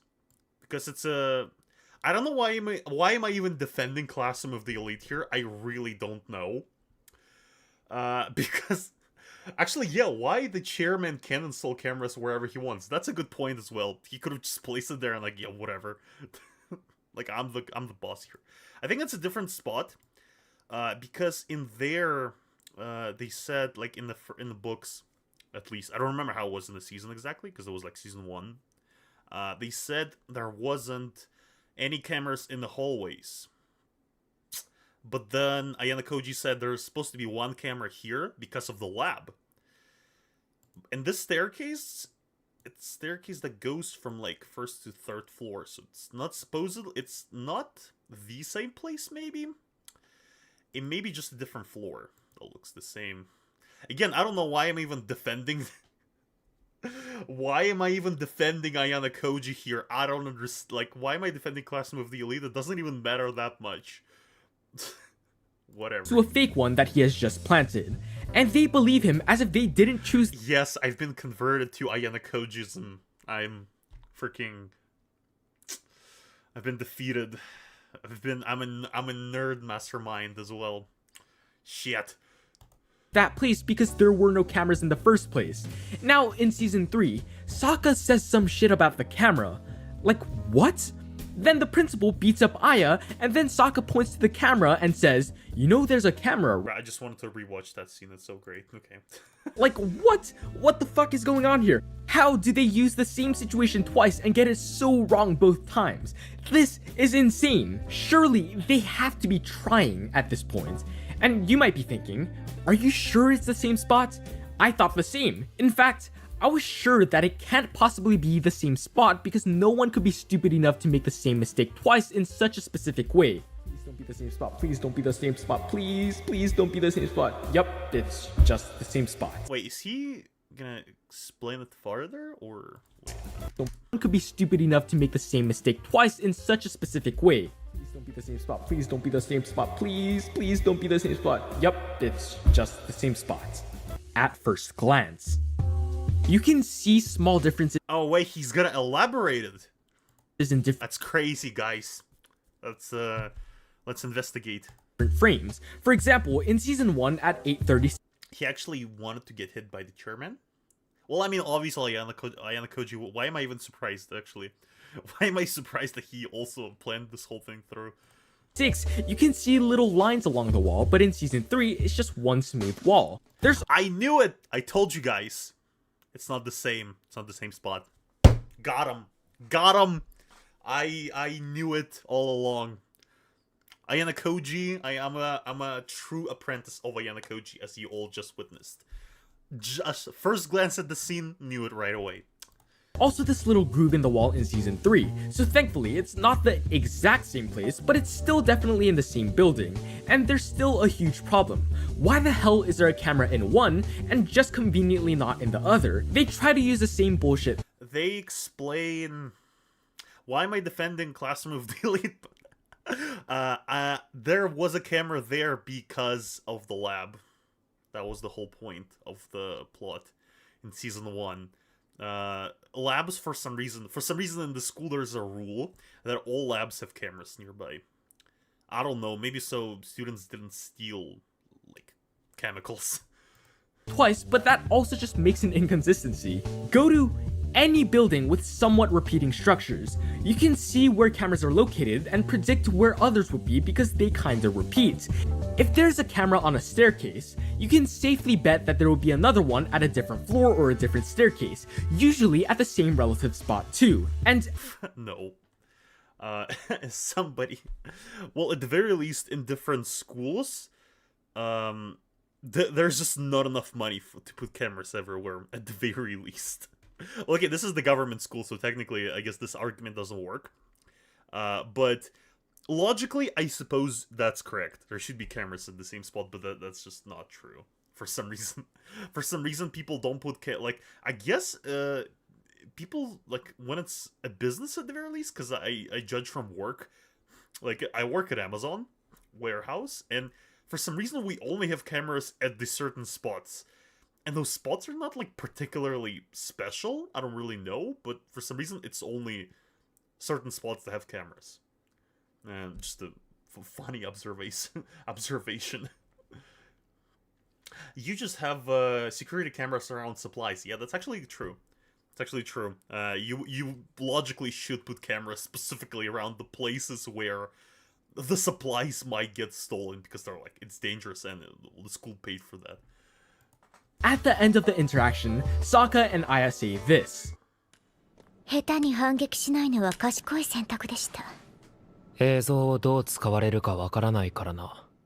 What footage? He said it was fake. So really, really, really, really dumb, but not as dumb as it could have been. Well, I think faked, he mean, like, not legit. Not that it's, just not an actual camera. I think it was a camera. And on top of that, why would you believe him? Like, he pointed at the camera, said, it's fake. And Ayanokoji should be immediately like, right. Believe you. As if you didn't just hit a girl who has a walking stick. Like, yeah, very trustworthy man. You definitely should believe what he says. Nice one, Classroom of the Elite. And yeah, that was a bit nitpicky, and I don't think it makes the show significantly worse. I just thought it was fun, and also, if they're a smart show, they should still be thinking about things like this. And especially if they use it as a smart moment, it should have no flaws and actually be smart. But that's whatever, that was just kind of for fun. But there's one last thing that was bad about this arc: the character building. But I think this is a good time to explain why I felt the way I did at first. There was actually a version 1 script for this video, like a long time ago, but oh, the GOAT, the best girl on screen right now. I never went with it. I just wasn't feeling it, but I had a way more positive review of the season at the time. Why? Brad, the season just sucks. Am I wrong? Like, even compared to other seasons of Classroom of the Elite, this one's just boring. There's no Ayanokoji. There's no my favorite teacher, who's the best girl, let's admit it. At least she's of the legal age. Like, why would you watch the season? Come on. NoahBoahCoah's for defending Code. Yes, I'm a #1 Classroom of the Elite fan. At least try. Bruh, is there a figurine of her? Is there a figurine of the teacher? I'll buy it if there's one. There's one of good quality. At least try. You can see this clearly in the voting arc, but they just do characters so poorly. They either ruin a character, make them do unforgivable shit, and then try to redeem them through some irrelevant bullshit, or they just follow the format of whoa, as he waves his hand around in the air like a monkey. I'm angry or sad and I'm being a bitch to everyone, whoa.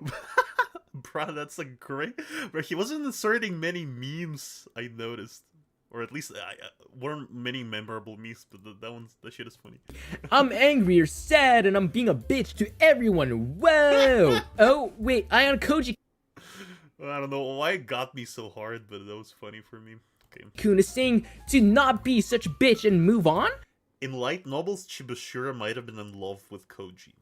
Maybe? I don't think... I mean, she wanted to fire him. I doubt it was, like, genuine love. Maybe more like fan service, I can say. Oh yeah, I guess I should stop being a bitch. He's such a genius. And Aya says, all according to plan, I have successfully manipulated them. That is it! You can see this with Horikita, her brother, Hirata, and Ichinose. Like, for Hirata, he just starts being an asshole to everyone doing shit like this.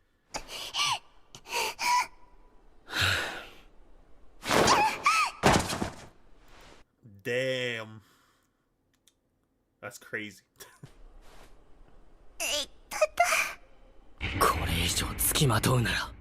What? Why is she... I mean, she's invading his personal space. She grabbed his hand. Fair. All fair. All justified. I'm continuing. Well, whatever, you know? Whatever, I'm just gonna defend the Classroom of the Elite. Why not? I'm bored at this point. I mean, the video is pretty good. The video's pretty good. I just, I've already talked about Classroom of the Elite in 2 whole videos. I feel like it's just funnier that way.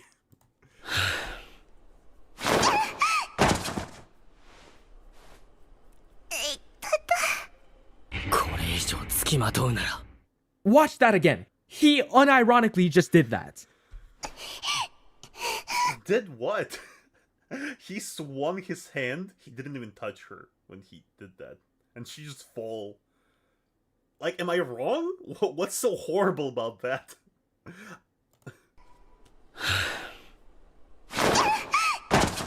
He didn't touch her there. Okay, Ayanokoji Stan comes back with full analysis. Okay, let's check it frame by frame. There's no hitting sound. He might have hit her, but there's no sound of punch. So, all innocent. Confirmed.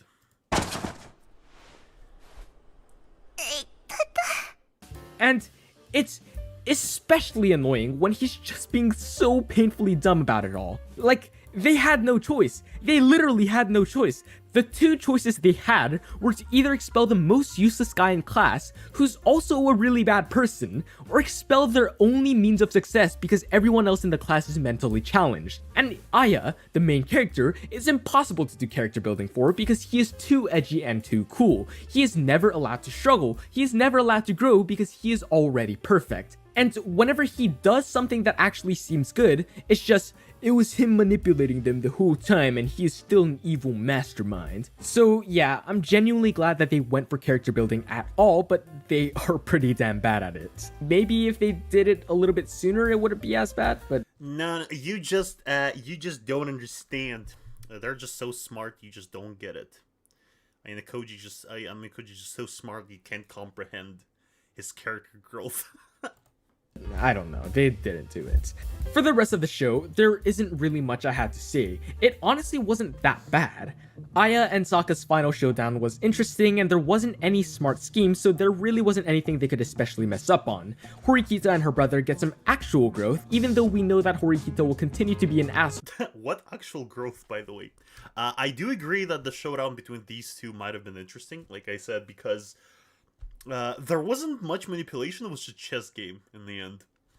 So, and like I said, she lost it, so...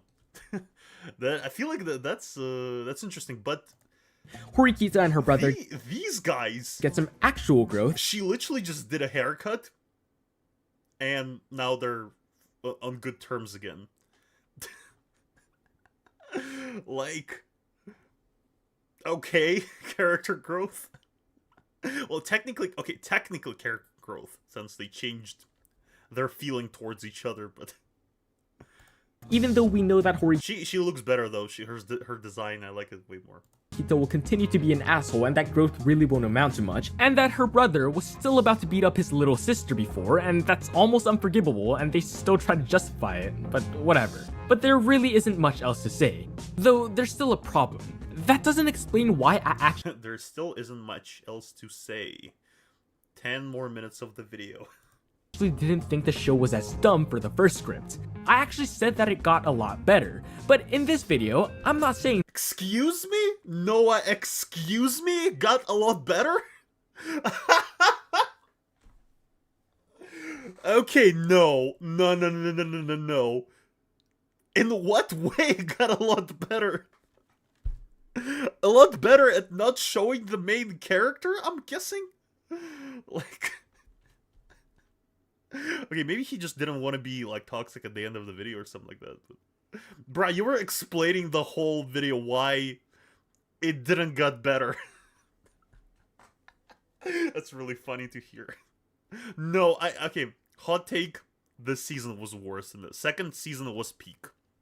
Of Classroom of the Elite, this season's freaking boring as hell. Maybe it's, like, less stupid, but it's way more boring. Even in, like, ironic. Even to discuss, it's not even that interesting as Season 2. Freaking Season 2 ended on main antagonist Ruin and Goat Ayanokoji fighting to save a girl that main villain was torturing. That's freaking... What's more... That's, like, way more interesting than everything that happened in Season 3. that it got... Again, I don't know why I'm defending Classroom of the Elite. Converted to Kojiism. I guess, yeah, that was actually a correct line. Smarter at all. The reason is the number of times I've watched the show. In the first video, I've already seen the show on my own time, then watched it again for the video. I picked up so much more and paid so much more attention the second and third times. For this season, the first time I wanted to make this video, I only watched it once because I was so eager to get the video out, but I rewatched it to make this video and paid so much more attention and everything changed. This might also be why some of you think that the show is actually smart. You guys just weren't paying attention. I have to give it to the show. This show is really good at forcing your attention away from the details. It's really easy to miss these things on your first watch. They're really, really, really good at tricking you into thinking that they are smart, but if you manage to pay attention to every detail, everything starts to fall apart. You're not thinking that a show of this size can make so many dumb mistakes, so you're not paying attention at moments like when Sokka specifically says that she will not interfere, but does anyways. You're just not looking at the specific dialogue, but when you go in knowing the plot and everything that happens, you can take a closer look at what actually happened and Chat, is it crazy to say I didn't watch season 3? It is crazy. How could you? How could you miss this peak of fiction clearly? Freaking Lamau, one of the biggest anime code haters, just solely defending. Bruh, that is true. That is true. I guess I've gone mad. I've gone mad at the... It took me only 2 hours, and I'm going crazy. The next video is going to be on why Classroom of the Elite is freaking great. see the details, and the details suck shit. Well, okay, to be fair, most of the time, like, most of the stuff I said, I just feel like it's interesting to, first of all, discuss what he said in the videos. Like, second of all, I think, like, not everything in Classroom of the Elite is shit, obviously. There's some moments done right, so it's worth defending them, since I hear something that I can disagree with. And third of all, I still, like I said, I still think there's still ways to enjoy books and anime of Classroom of the Elite, but by all means, it's not like as great as many people say it is. Like, especially a proof of that is that even like a lot of comments under my videos, people were saying that it's a bad adaptation of a good book. So like even people who enjoyed the book, they were hating the anime. I feel like that's the, like, because like the book readers is supposed to be the core audience. It's the people who went, looked, and bought the original material. So if even they don't like the anime, there's definitely problems with it. And because of that, that's why I think Classroom of the Elite is just like, meh. It's fun to talk about, I can say for sure. Like, and there are worse animes, obviously. Like the, was it X-Arm that somebody was mentioning? It is worse than this. Between that one and Classroom of the Elite, I would say Classroom of the Elite is miles better. And that is the... And that is one of the reasons when I was making videos about it, I wasn't focusing on the anime as a whole. I was focusing on Ayanokoji. Because Ayanokoji as a main character, I think, isn't written well. But the story around him is not the same as me hating on the main character. Main issue with the show, attention to detail matters. In a deduction type story, where the characters make deductions and state them as absolute fact, they have to be absolute fact. Imagine in a detective story, they give clues on who a robber is in a rich home, and they say like, there was no fingerprints, no DNA, no sign of forced entry, and none of the staff noticed. Then you might think it's the butler because it's always the butler. But then they pull a twist and say, no, the culprit is actually your next door neighbor because we found his fingerprints and DNA in the house even though he never was invited. Like, what? Was one of the clues not that there were no fingerprints, pointing that— Bruh, I'm sorry, Noah, but I don't like your... I don't like your analogies. They're really out of pocket. Like, I hear what you're trying to explain, but I feel like you're missing the point. Because at the very least, if you're making an analogy of an exact situation, you have to talk about the exact situation and not the overall state of the anime. Because he's mentioning a certain structure of the way characters behave in the anime, and then he makes one specific scene to explain how weirdly written it is. I don't know. Like, I don't know. Every time I hear it, I get slightly confused. that out or criticizing that would not be nitpicking. It is a valuable piece of information and a really big part of the story. I have learned somehow... Wait, what? Chat, I looked away for a second. I've learned something new coming into this chat to defend Ayanokoji. All worth it. Yes. All worth it. All for the glorious king of our farming. So when you establish a contest between character A and character B and they make a promise to not bring anyone else in, and B later says, that guy never breaks promises, showing the audience that he will play fair technically, even though there will obviously be some other way he tricks them. Then, A just blatantly breaks the promise one episode later. That is a huge writing flaw, not nitpicking. Not breaking a promise was made a pretty big deal, so why the fuck? I can't spell and study literature. I'm so cooked. Don't worry about it, bro. Don't worry about it. By the way, if any of you, have problems reading, my recommendation, or just find an audiobook. If you want to know something about the book, find an audiobook, because I only bought 2 physical copies of Classroom of the Elite. I got them right here, by the way, on the table with me. I only bought 2 physical copies, and the rest I either found online or I just found an audiobook. Somebody actually read it, like, on audio, and posted for free. So, like, if you can't read it, I recommend just listening to it. That's way I went through a lot of books. Are we doing it here? And yeah, of course this exact thing happens in Classroom of the Elites. Just replace A and B with Nagumo and Horikita's brother, or Sokka and Aya. But you see, you aren't thinking about this. That's why you may think this show isn't as dumb as it seems. You only watch it once or you were tricked. Don't just take my word for it, just go watch it on your own again. But this time, pay attention to every word they say. If you think there may be room for a mistranslation, or if there's something so dumb that it has to be a mistranslation, look it up and make sure. I know it's a lot of work, but I highly encourage it. It's like becoming a detective on your own. And if you have a hypothesis on where something is wrong or right, make sure it's not a mistranslation. Make sure that nothing can prove you wrong. That's what I did for the camera scenes. I thought that it was them being dumb and it was the very same place, but I went back and spent an unreasonable amount of time verifying that it actually wasn't. And coincidentally... Okay, to be fair, unreasonable amount of time? I don't know. For me, it was first look, and I was like, wait a minute. That's not the same spot. How much time did he spend looking at those scenes? Can you imagine? He's like, damn. He's like sitting alone in front of the two monitors, like I am right now. It's sunset, glares through the window, and he's like all sweaty and tired. Like, damn. What's so different between those 2 staircases? Okay, I'm sorry. I'm sorry. I don't know. It just sounded funny. This is also how real deductions work. You go with a theory and try to prove it right and wrong. If there is even a slight issue with it, your theory or deduction is... Noah, I love you if you're watching this by any... Somehow you're seeing this. I'm joking.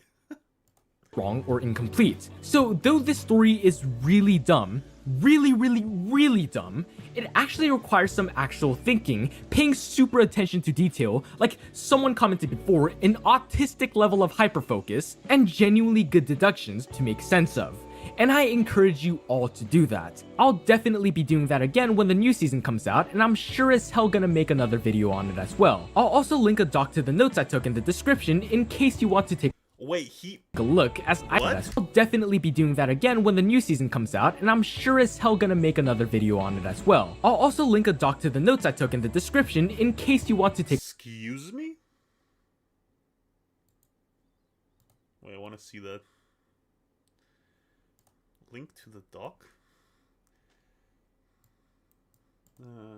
Okay, well, I want to... Wait, hang on. Let's finish the video. I want to read through that really quickly after that. Look, as I actually didn't get to talk about everything there. Just know that it was meant for only me to understand fully, so you might not get it all, but if it comes to that, just ask. I read every comment and I'll respond as soon as I possibly can. And I'm not one to get sentimental often, but it's been one hell of a year for the NoahBoahCoah channel. I started with the original video just for shits and giggles, almost as a dare, though almost 13k subs isn't anything Mr. Beast level. Bruh, I agree with you. My first video was freaking Trainwreck. And I did it pretty much to prove a point. I didn't even care while making it. But yeah, that's kind of how YouTube works, I guess.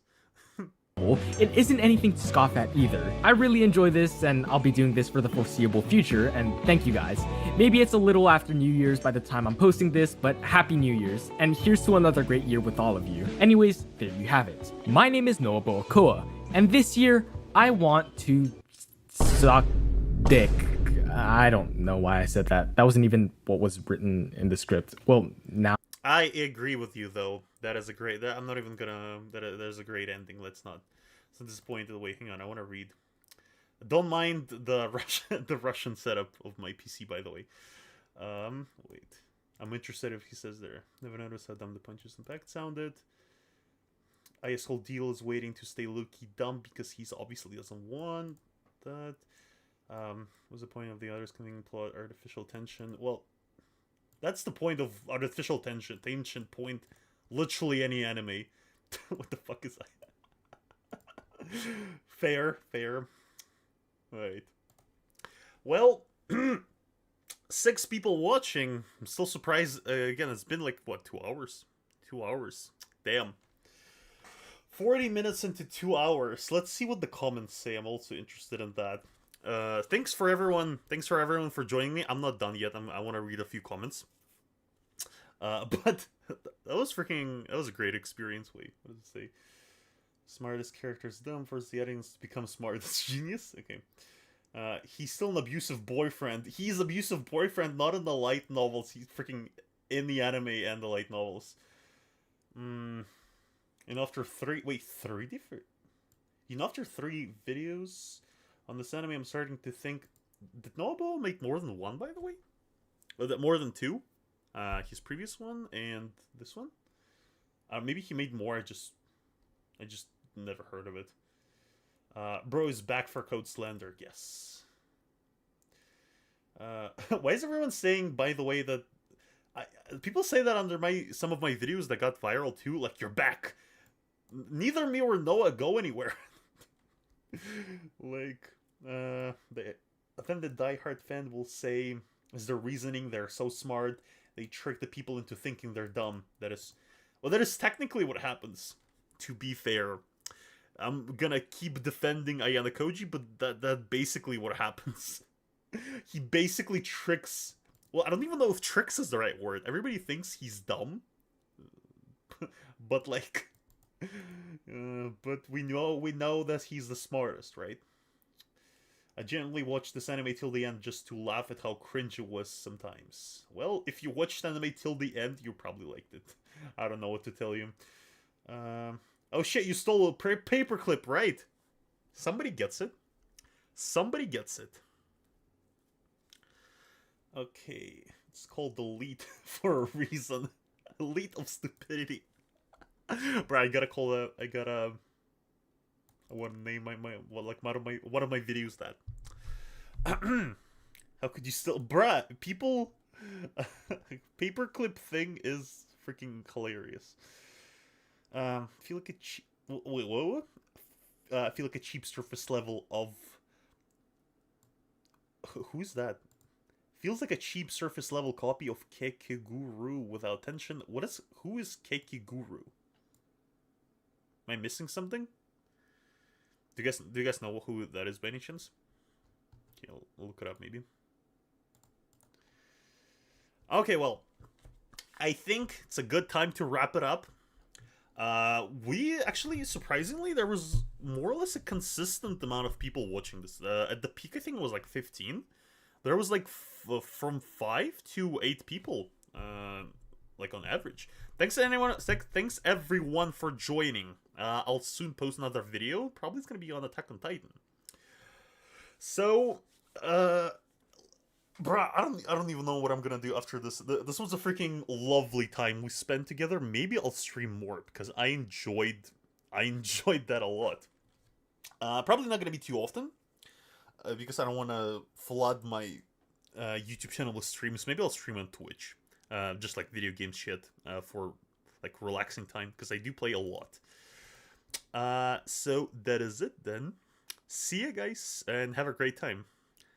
Be like Ayanokoji, be manipulators.